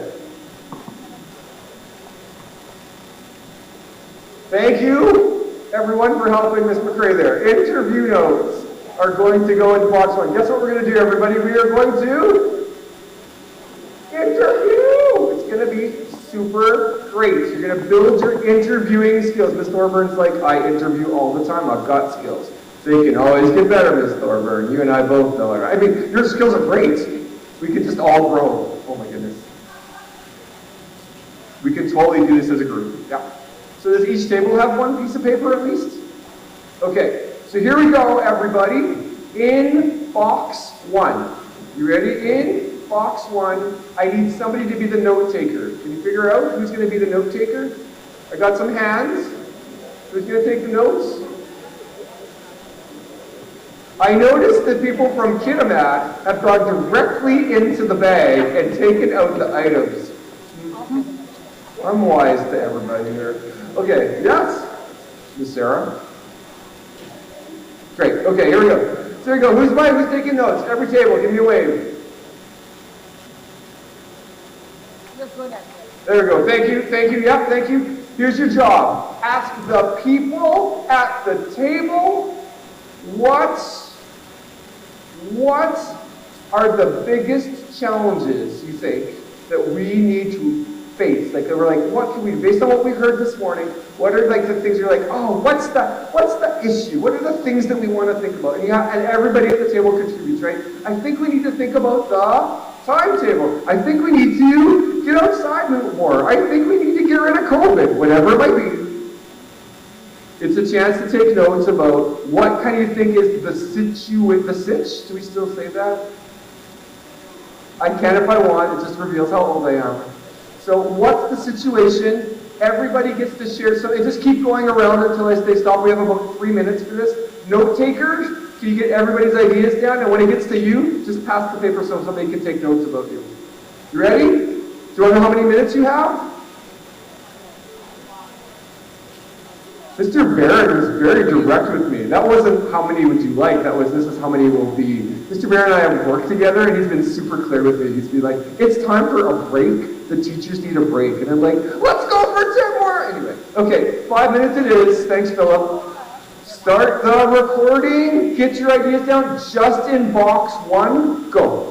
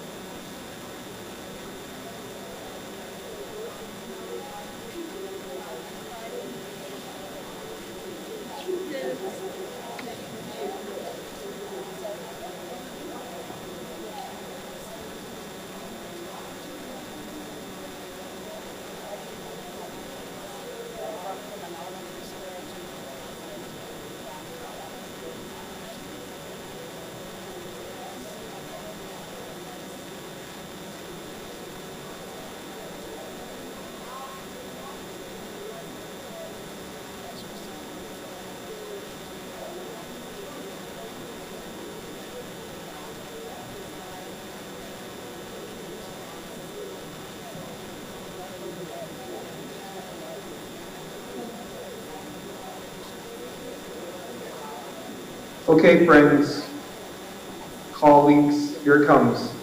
Frawleagues, friends, colleagues. Thank you so much, thank you. I'll be here all afternoon, or at least for another hour. All right, so box one is just what's the situation, and remember what we did is we went around so that everybody got to contribute. And so we're really trying to use approaches where everybody gets a voice. And you might have a lot to share or a little to share, but everybody's got something to share. And then we were putting in box 1, whatever kind of we remember from the morning, but also you are living it, so you have your ideas. Box 2, are you excited to find out about box 2? Are you excited? Do you feel excited? So first of all, somebody else has to write in round 2. Does that make sense? So pass the pen and pass the paper to somebody else. All the people who are a little bit controlling like me are like, what? I have to give up the pen? I mean it. Okay, so box 2. Everybody, you ready? Jacobs, are you talking to the students? Back away from the students. Can't help yourself. Okay. So box 2 is what we call the empathy interview.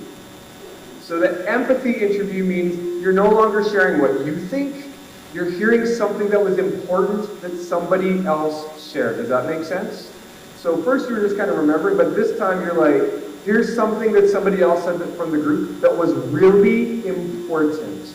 So if my name was Cindy, perhaps, and somebody else in my group was named Pietro, Cindy might say, when Pietro talked about needing to have more active learning, that totally was powerful. So what you're trying to do is hear something else that somebody said that was powerful. And then the person who's writing will write those ideas down. After you've gone around the person who's writing, they get a turn too. They get to say, that was powerful. But here's the thing. You don't get to say what you said last time. You get to say what somebody else said that was important. Sound cool?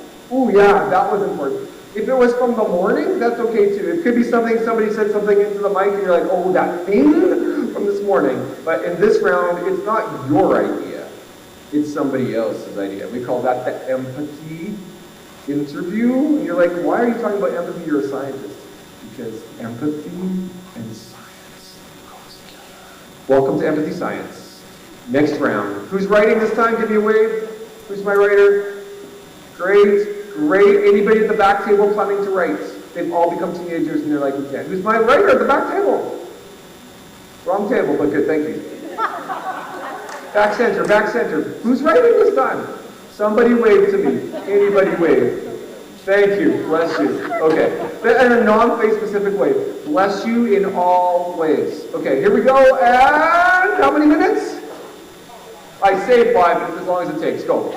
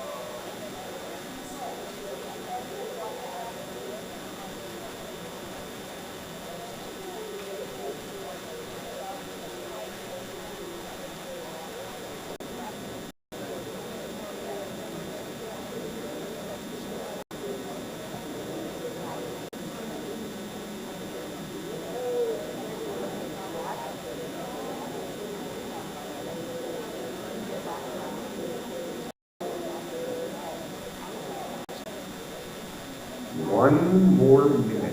So if you haven't had a chance to speak yet, make sure you get a chance to speak.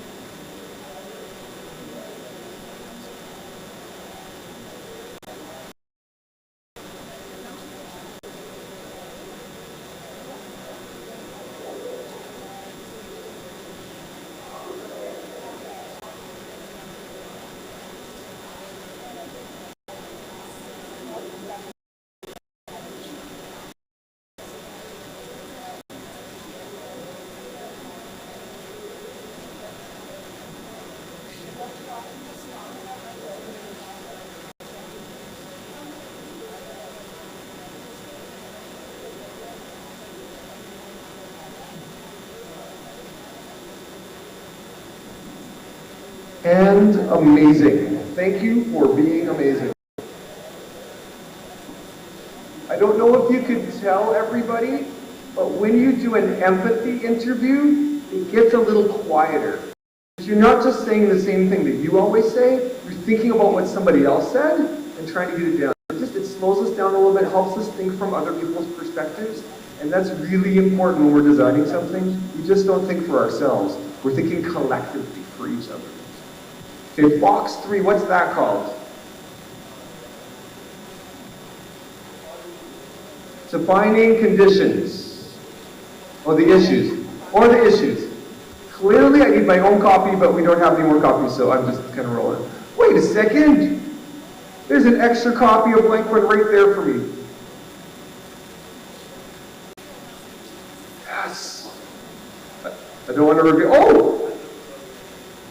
For me, so I have one, perfect. So friends, I should have told you at the beginning, this process comes from Stanford University. Do you know where that is, everybody? It's in California. And they're the leading university in design thinking, or what we call empathetic design. So that's what we're doing together. Welcome to Stanford. People are getting master's credits all over the place. All right, here we go, friends. I know the humor doesn't stop. So here we go. In the defining the issue box, now you have to think not just by yourself, but like kind of as a group or for the whole school. What are your goals and wishes for the school? So just the first part of that box. What are your goals and wishes for the school? I'm still going to ask us to kind of go around in a circle. So like maybe one each. And guess what? Guess who's going to write this time? Somebody else. Yeah, somebody else. So pass the paper, pass the pen. And we should end up with either 4 or 5 goals or wishes. How many minutes do you want? 5 it is. Go.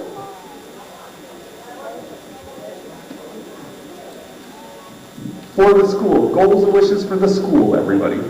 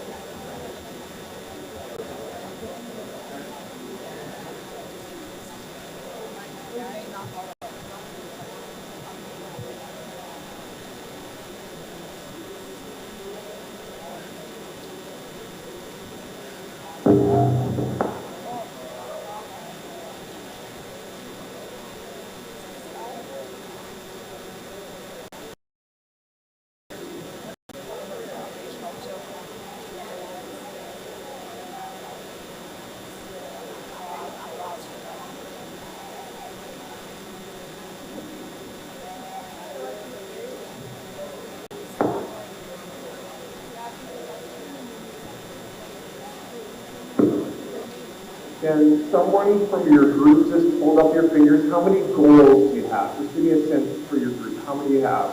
5, 4, 3, 1, 7, 2. Let's go another 2 minutes. You can add one final goal. It's the final goal. So,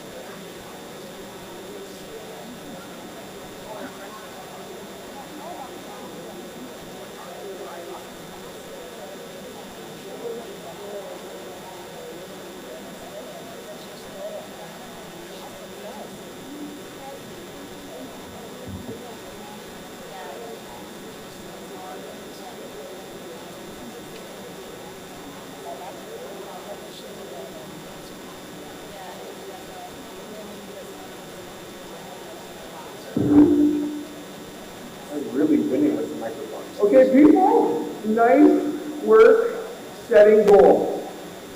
I like the way that you set some goals. Congratulations. Let's see, I'm speaker right above my head. Okay, box. Oh, this is now when it gets good. Guess what you're going to do, everybody? Pass the paper to somebody else in the group. Pass the paper to somebody else in the group. And turn over the paper, because you'll notice that 8 does not come after 5. There we go. So box 4. If I'm not standing at the front, I don't exist. I can't believe it. Oh my goodness. People are over here. Here I am, an inflation, I'll be fun. Okay, everybody, including all the incredible people I've met yesterday and today.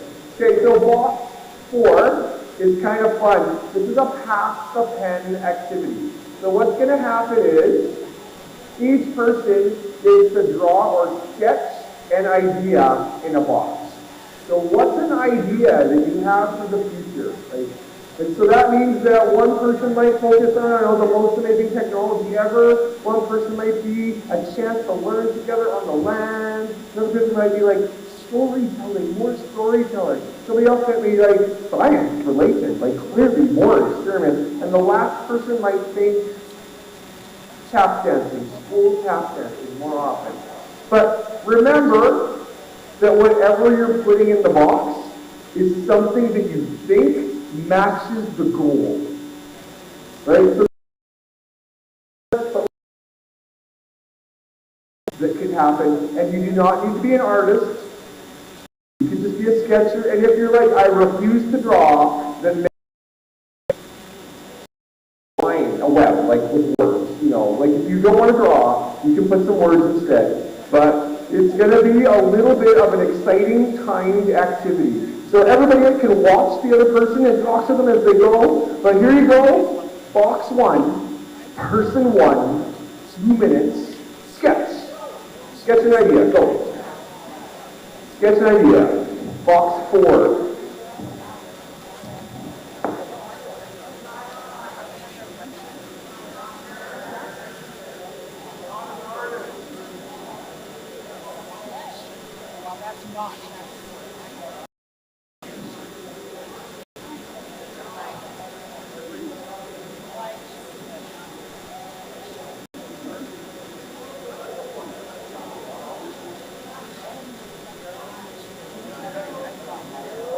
What was the question?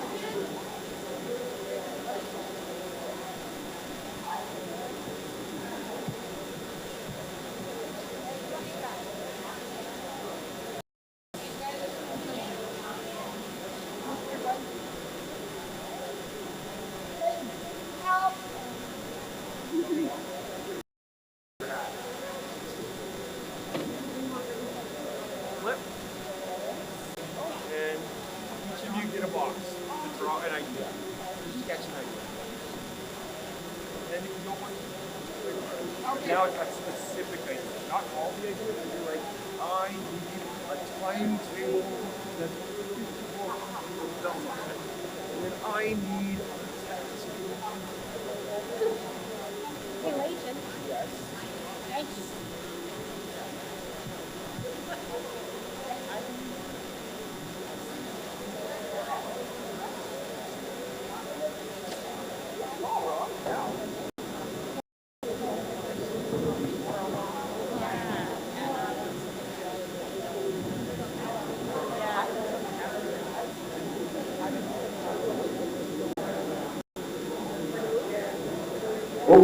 Okay, friends, as you're ready, box 2. Box 2, maybe you already started box 2. Somebody else gets to draw in box 2.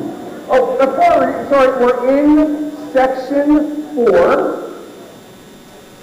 And we've drawn in one of the small boxes, we're going to another small box. Go.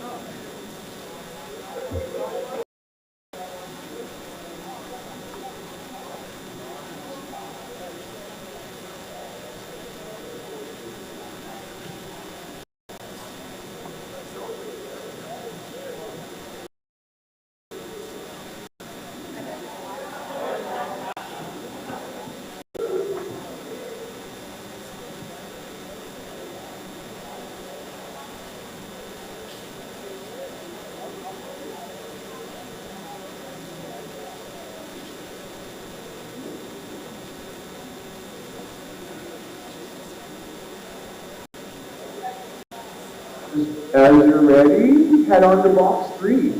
As you're ready, go to box 3. Number 3. That's 2 to give you one.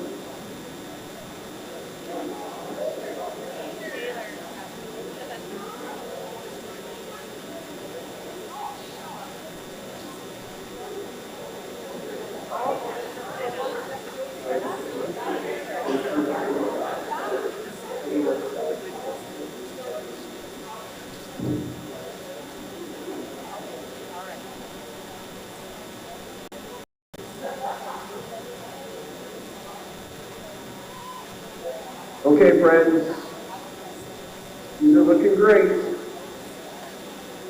If you're ready, head to box 4.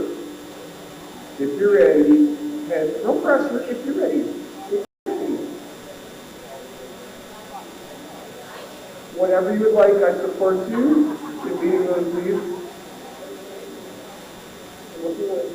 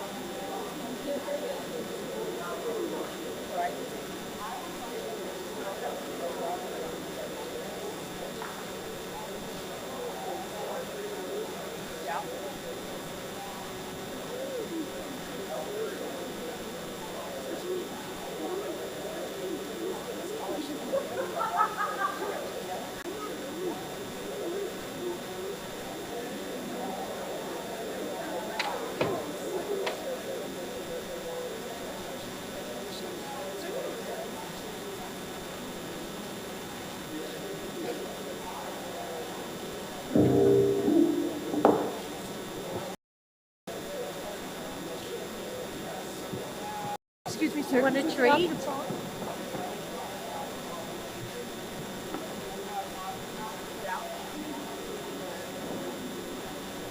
Literally, I feel like I work at this school now. People are stopping by for a wave. They're like, teach me some physics, Dr. Snowden. I'm like, I was outside in the wind. Okay, I'll stop now. This is the teaching flight outside. Okay, so, friends, colleagues, you may have one box left. You may have an esteemed community member that's joined your table and just can't wait for an opportunity to add a detail or a little side sketch. You might have a 6 member, whatever that might be, but here's your chance in the final round. I already did that. It's the final round. I lived in the final round. I can't do Lady Gaga for that one. Okay, so here we go. Last round. Boxes, just go back and add a few details, but really we do have to move on in 2.5 minutes. So what do you got in your boxes? What can you add? What details? What words? Don't stop talking so you can draw. Go.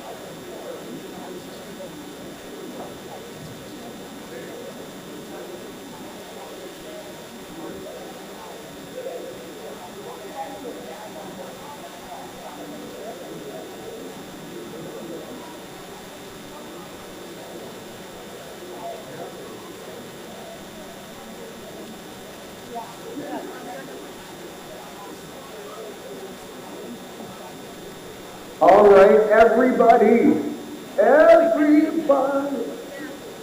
Everybody, everybody, everybody, everybody. So here's where we move into making something now. So as a team, what could you make together to represent your vision? So take a look at your sketches, and what you make, it could be a model, it could be a metaphor, it could have combining things, but you're going to use the amazing material in your bag to create something that represents your vision of the future of Hazelton Secondary. I just want to point out that there are warmed up guns on the side, and I invite you to try and use at least one of everything in your package in your design. And you're welcome to begin when you're ready. With 20 minutes to build it.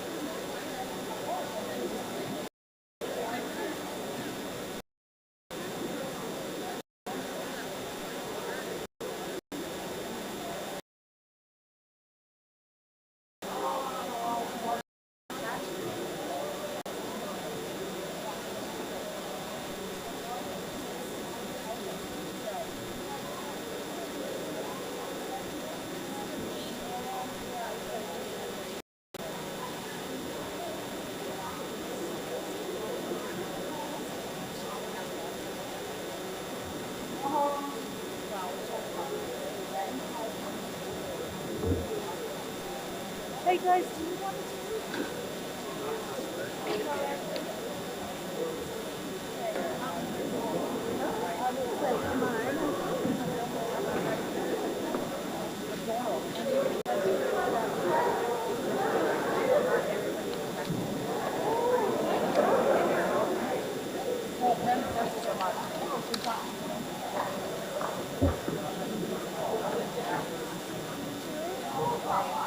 Did you get over juice?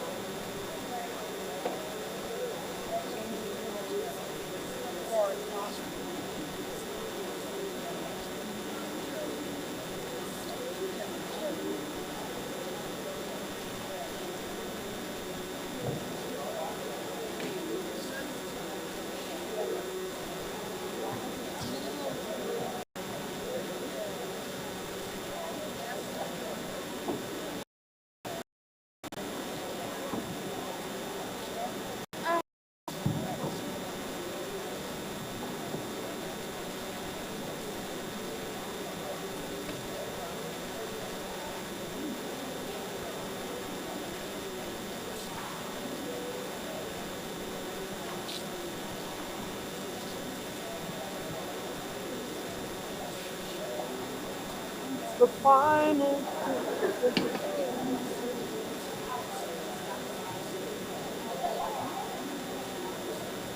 Yeah.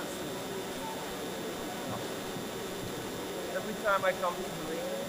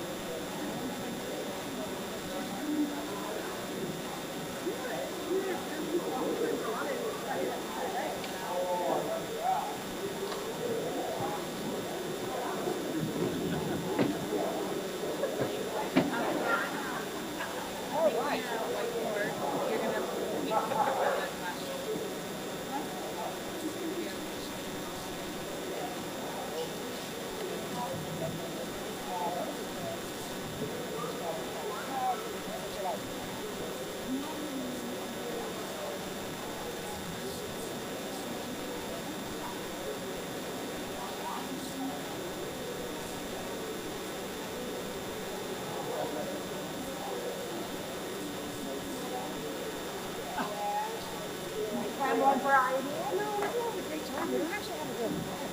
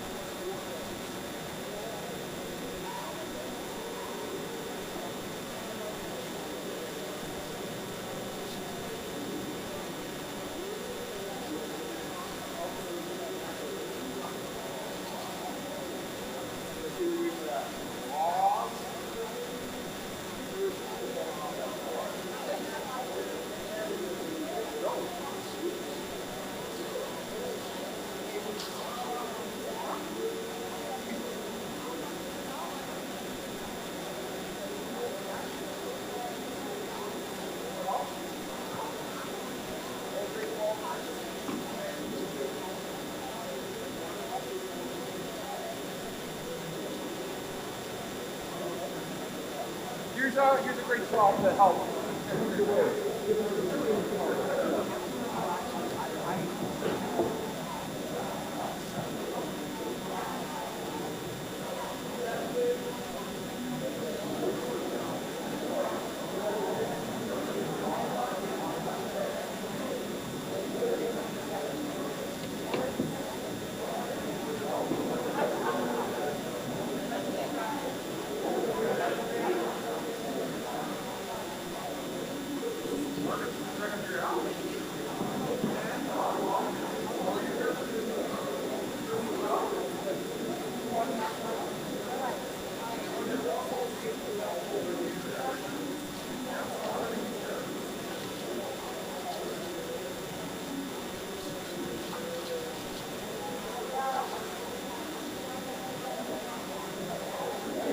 Minutes. This is your 5-minute call. 5 minutes. I'm talking to you, Ms. Lawler. 5 minutes. Ms. Jacobs, help or stay away from the groups. 5 minutes. Good. Monica is stealing materials from another group. Not a shock here. Sorry, borrowing. We're a collective society. We're borrowing and sharing. Got it.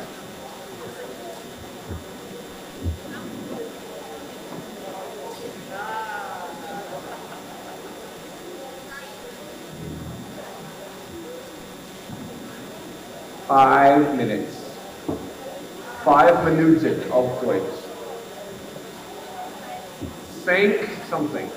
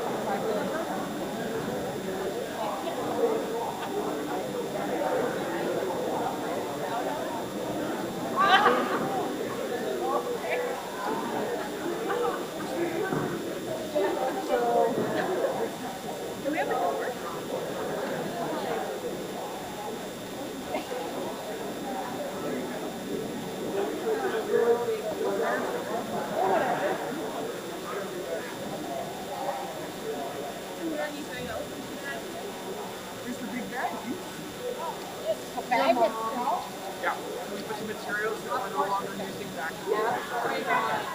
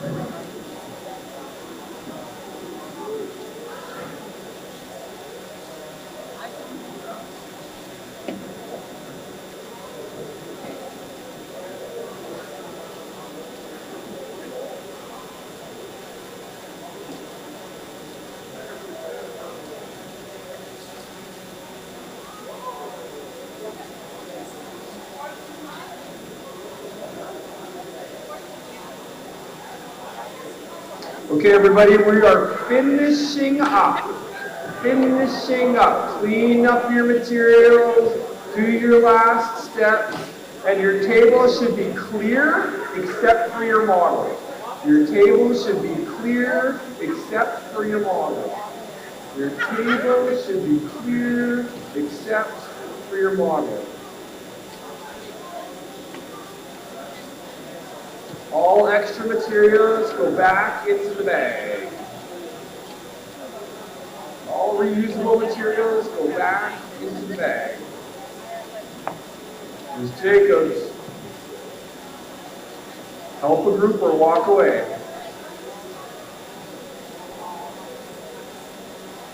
I like the way that Mr. Barron is helping his group finish.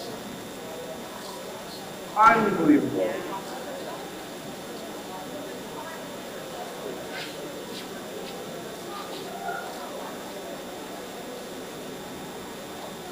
Just clean what you can, people, don't worry. Thank you, Mr. Baker.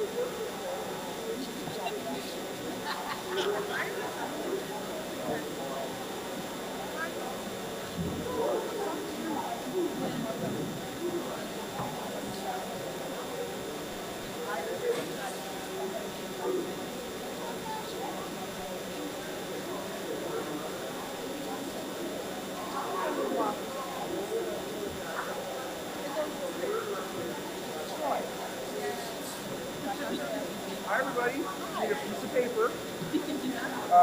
From there, just like paper. Fold it in three. You each have a word or a phrase that describes the model. So we'll go with like you're at a museum.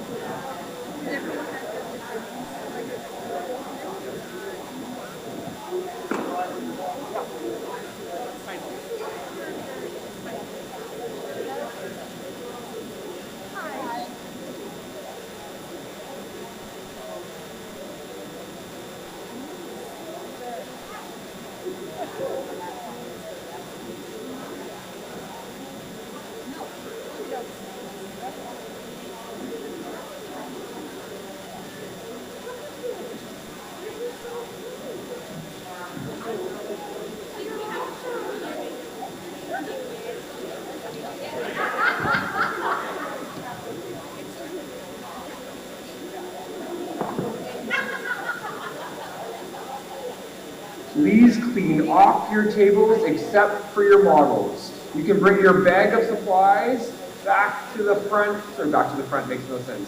By the chairs, by the stacks of chairs. Bring your bags of stuff to the chairs. All that should be left on your table is your model and your card.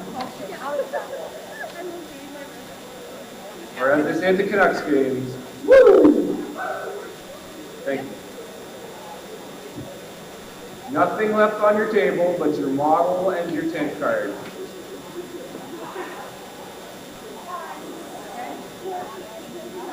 There you go, Ms. McCray. Yeah.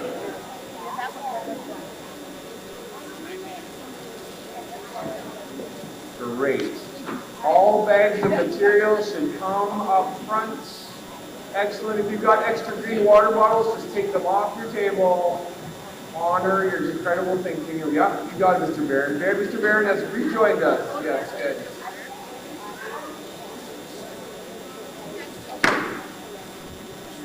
Mr. Barron, I go way back. Ms. Jenkins is like, what have I signed up for? The Dr. Sneller. Okay, friends, colleagues. We're here for a good time and not a long time. So here's your job. People, look here. Here I am. Here I am. Folks, look this way. There you go. Mr. Baker, look up. There we go. So here's your job. There you go. Yeah. So here's the job. One person stays with your model. Everybody else can go visit 2 other models and learn about this. So one person stays to explain. Everybody else can just go visit a couple more. We just have 4 minutes for this, so off you go.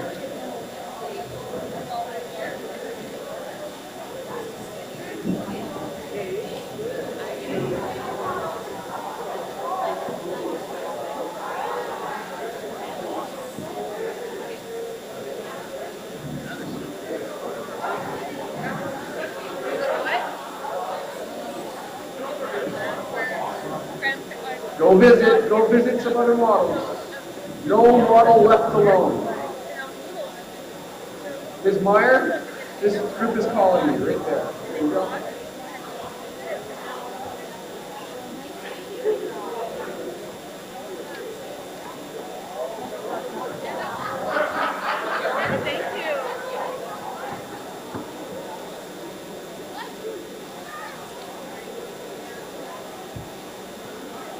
Great. Sarah, describe the model. There you go.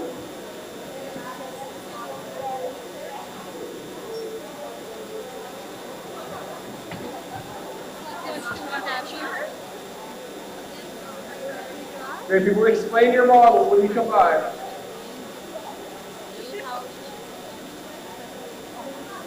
Open door. Open door. How many open?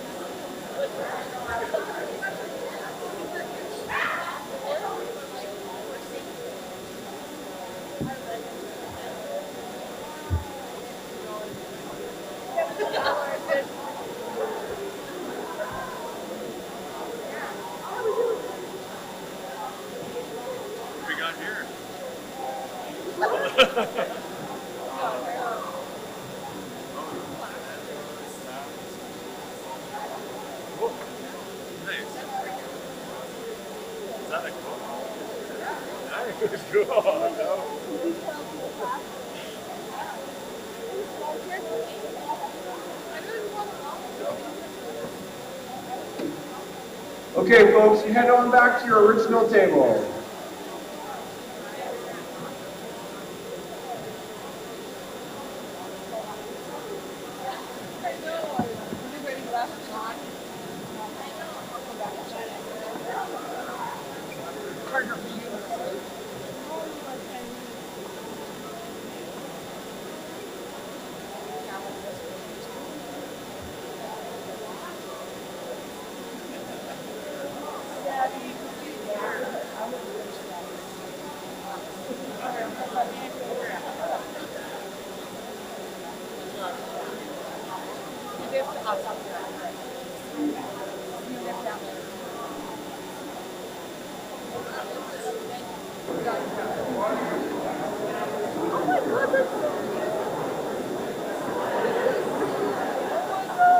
Okay, folks, head back to your tables. Thank you.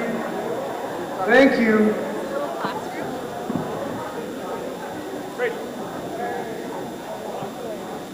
Excellent. Thank you.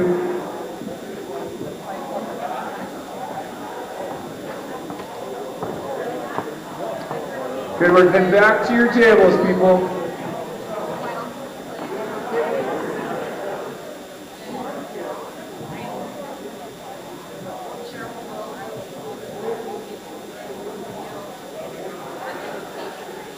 I like the way you're going back to your tables. Silverton is calling. I'm just going to direct some people back now.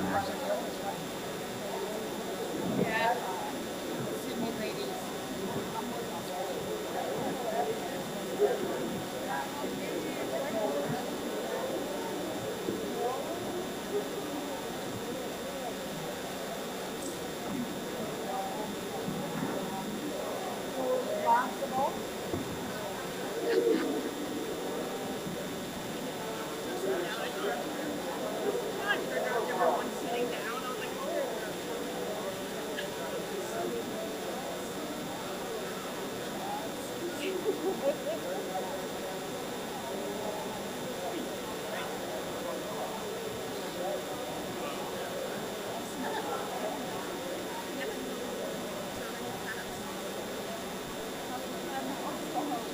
Excellence. Excellence. Excellence. Great. Thanks for finding a chair of some sort. Thank you, everybody, for your incredible creative work today. Today is not the end. Hopefully today is the beginning, right, of saying what's possible. The Post-its will all be typed up so that we can work through those themes of ideas, but the models kind of move us a little farther, don't they? It's like, what could this look like? What could this be? I know you made it out of a jump. Pretty good. But you worked together, and what could you feel that this afternoon? It was kind of like you were just one team. Nobody was in charge because we all have ideas and we all need to work together to create the future. I'm going to pass the mic back to Ms. Meyer. Superintendent Meyer! Let's hear it, everybody.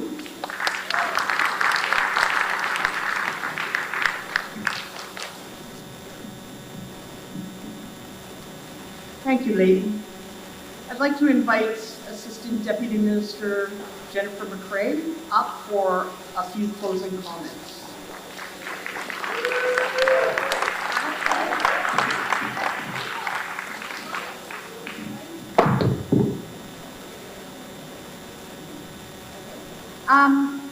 Amazing. I did not get around the room, but I'm going to because Leighton told me to get back to my table. Huge thank you for sharing and learning and the truth telling that happened. I heard things today from how do we learn in community, how do we invite community in. There are so many experts in our community that we should be learning from. Burrito prices, that's a thing I've learned.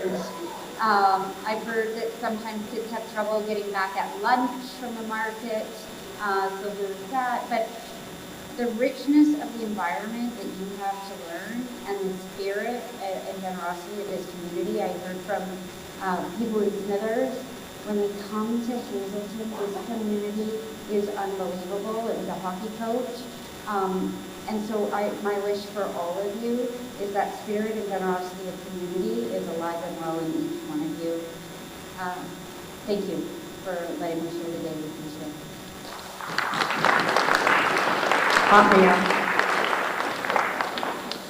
Before we get to my final comments, I would like to acknowledge Dr. Schnellert, Jennifer, Brad, and Denise. Getting them here was important, and I appreciate the adjustments to your schedules and the commitment that you had to make to be here with us.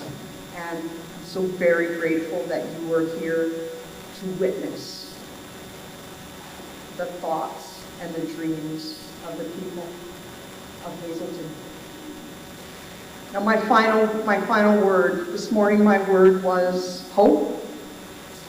This afternoon I have a different word for you, and if I could ask Taylor and Shanna and Margaret to come and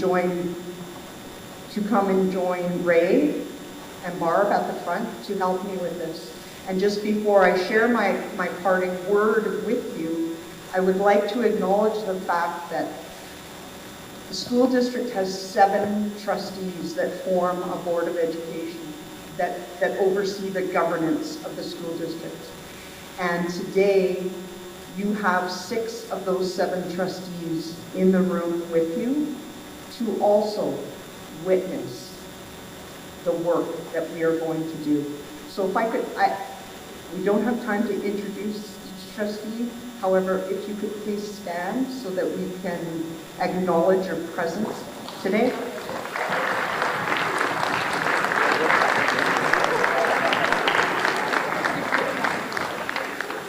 And Margaret Warcup is here as well to help me with my final word. and she is the board chair for Coast Mountain School District. This morning was hope. Today, this afternoon, it's commitment, because I know that there may be people in this school, in this community, who may say, sure, you can pop in the folks from the ministry and the professor man, and you can pop them in and you can do a design thinking activity, and then you can all leave. And then nothing happens, and everything stays the same. So my word for the afternoon is commitment. And before I share the school district commitment to this process, I'm going to ask each of my guests at the front, each representing a group of people, to share, based on what they heard and saw and experienced today, to share their commitments moving forward. So I'd like to start with Board Chair Margaret Workup. So Margaret, based on what you've seen, heard, and experienced today, what is your commitment as you speak on behalf of the board? On behalf of your Board of Trustees, I wanted to share, we heard a lot today, and one of the strong words I heard at the end as we were pulling together all the hopes and dreams is the personality of your community, and how your community is your community, and how we want to grow your school as part of your community and be successful for everybody. So we're committed as trustees to hearing everything, reflecting on what we've heard today, and moving forward.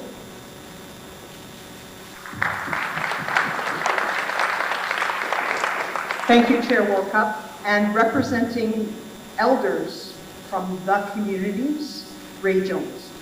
So Ray, what is your commitment moving forward? We somebody get Sidamana Scobosis. So I said, listen, as I'm myself has done. There's an atlas. Yeah, we sat. Like, when down party,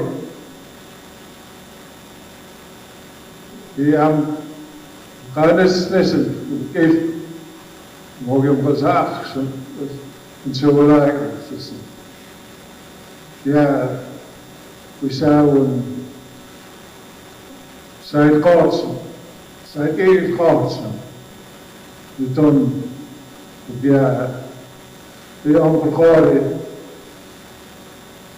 the Collier, the goes off after.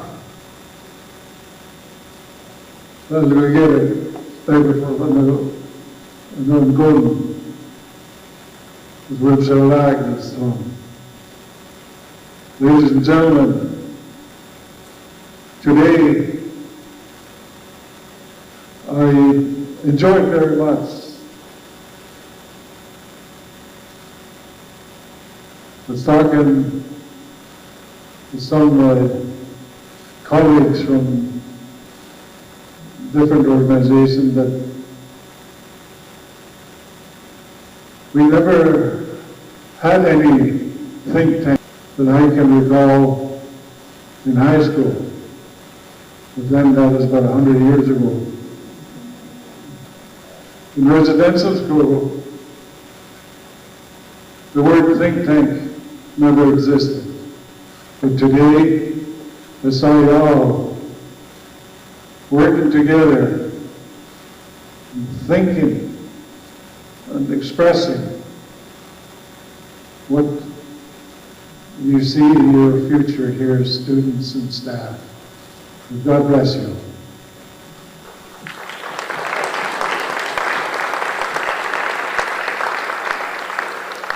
And Principal Barb Jansen. Miss and Janet.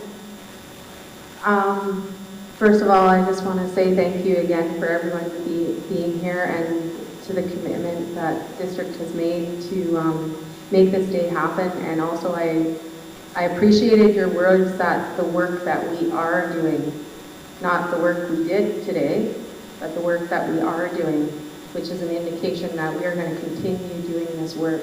And I also just want to honor some of the people who were my educators and community people and influencers, that we know this work has been happening. We know we've been having these conversations. It is wonderful to have it acknowledged and that the students have had an opportunity to have their voice acknowledged with the adults from our community, from our province, from the district. That is an amazing step for us. And again, it's great to know that this work will continue. And the commitment, the word that I heard many times today, and again today, just when you were speaking, was community. I've heard community so many times, and that's what I saw here today was community. And that's the one thing that I know we've talked about for so many years, is that we come to this institution. That's what this has been, an institution. And we need to make this our community, that it's fluid with our community. And it really, even though many of us have gone through this education system and had some wonderful educators, and we are now in leadership positions, we can still look back and go, we had some great times, but we were still in somewhat of an institution. And we need to get out of that and be in a community. So when kids come here, you guys feel like your community, we are all part of the community. So my commitment is that I'm going to keep pushing for that. I'm going to keep listening, even when people say things that they think might hurt my feelings. Hey, I'm okay. I'd love to hear your feedback, even about the $5 burritos. I love hearing student voices. So I think I'm hoping that the youth here have realized that other adults in the building and in the community also want to hear your voice. It's super important. So that's where my commitment lies. Thanks.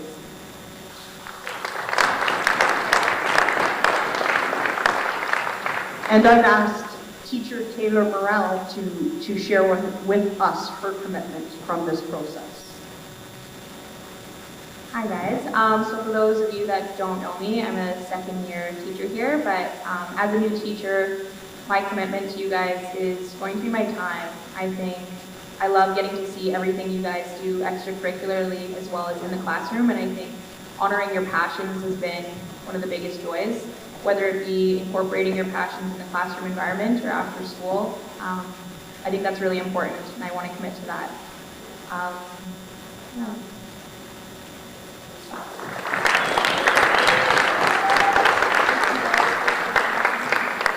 And representing community leadership, Pansy Wright-Sims. Pansy, what is the commitment that you're willing to share with us today?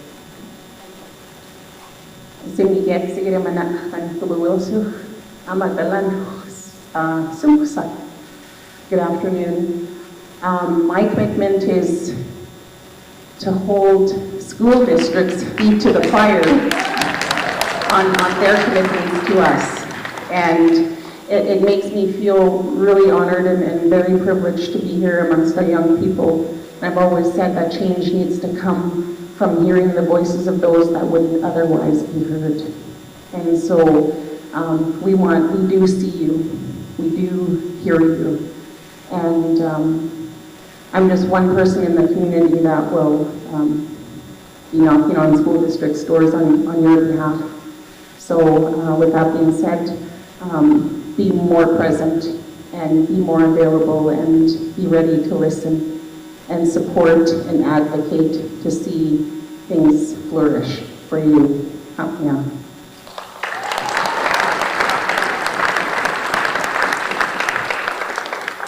Full disclosure, that's exactly what I wanted to hear Pansy say, and what I fully expected to hear as well. So last, and certainly not least, as it should be, the voice of the students. This is Shanna McCarthy, and she is going to share with us the commitments that she is prepared to make.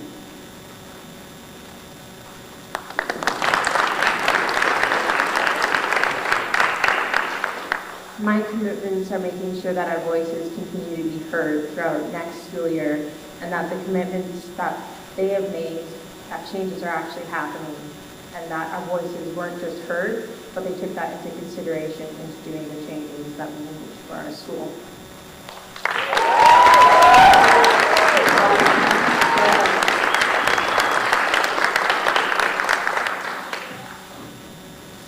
You know, people come and go in our school district. That's what happens. They come and they go. However, there are all the directors of instruction from the school district are here. The secretary treasurer of the school district, Ginger, give us a wave. Ginger is here. Our manager of IT, Andrew, at the back with Chris, they are here. Mr. Shibley, who is responsible for maintenance services, including the so complicated bus routes that travel through Hazelton. You have principals and vice principals from elementary schools who are here to witness this. So people can come and go all they want, but there are enough witnesses here today that our feet will be held to the fire. And I look each and every one of you in the eye and tell you that we commit to this work, and you will see change. I want you to know that the change is not going to happen overnight. It's going to take time, and we are going to need patience. But this isn't Barb Janzi's work to do or Brian Muldo's work to do, and it's not my work to do. It's my job to walk alongside and support the work. It's not the students' work or the Board of Education's work. It's all of our work, and we all need to make that commitment to make Hazelton Secondary the best possible place that it can be. And I recognize that there may be people who may question the authenticity of my words.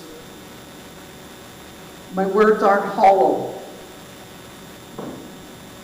We are committed to this work, and at the very beginning of next week, as I sit and we look through the responses, I'm going to write you a letter.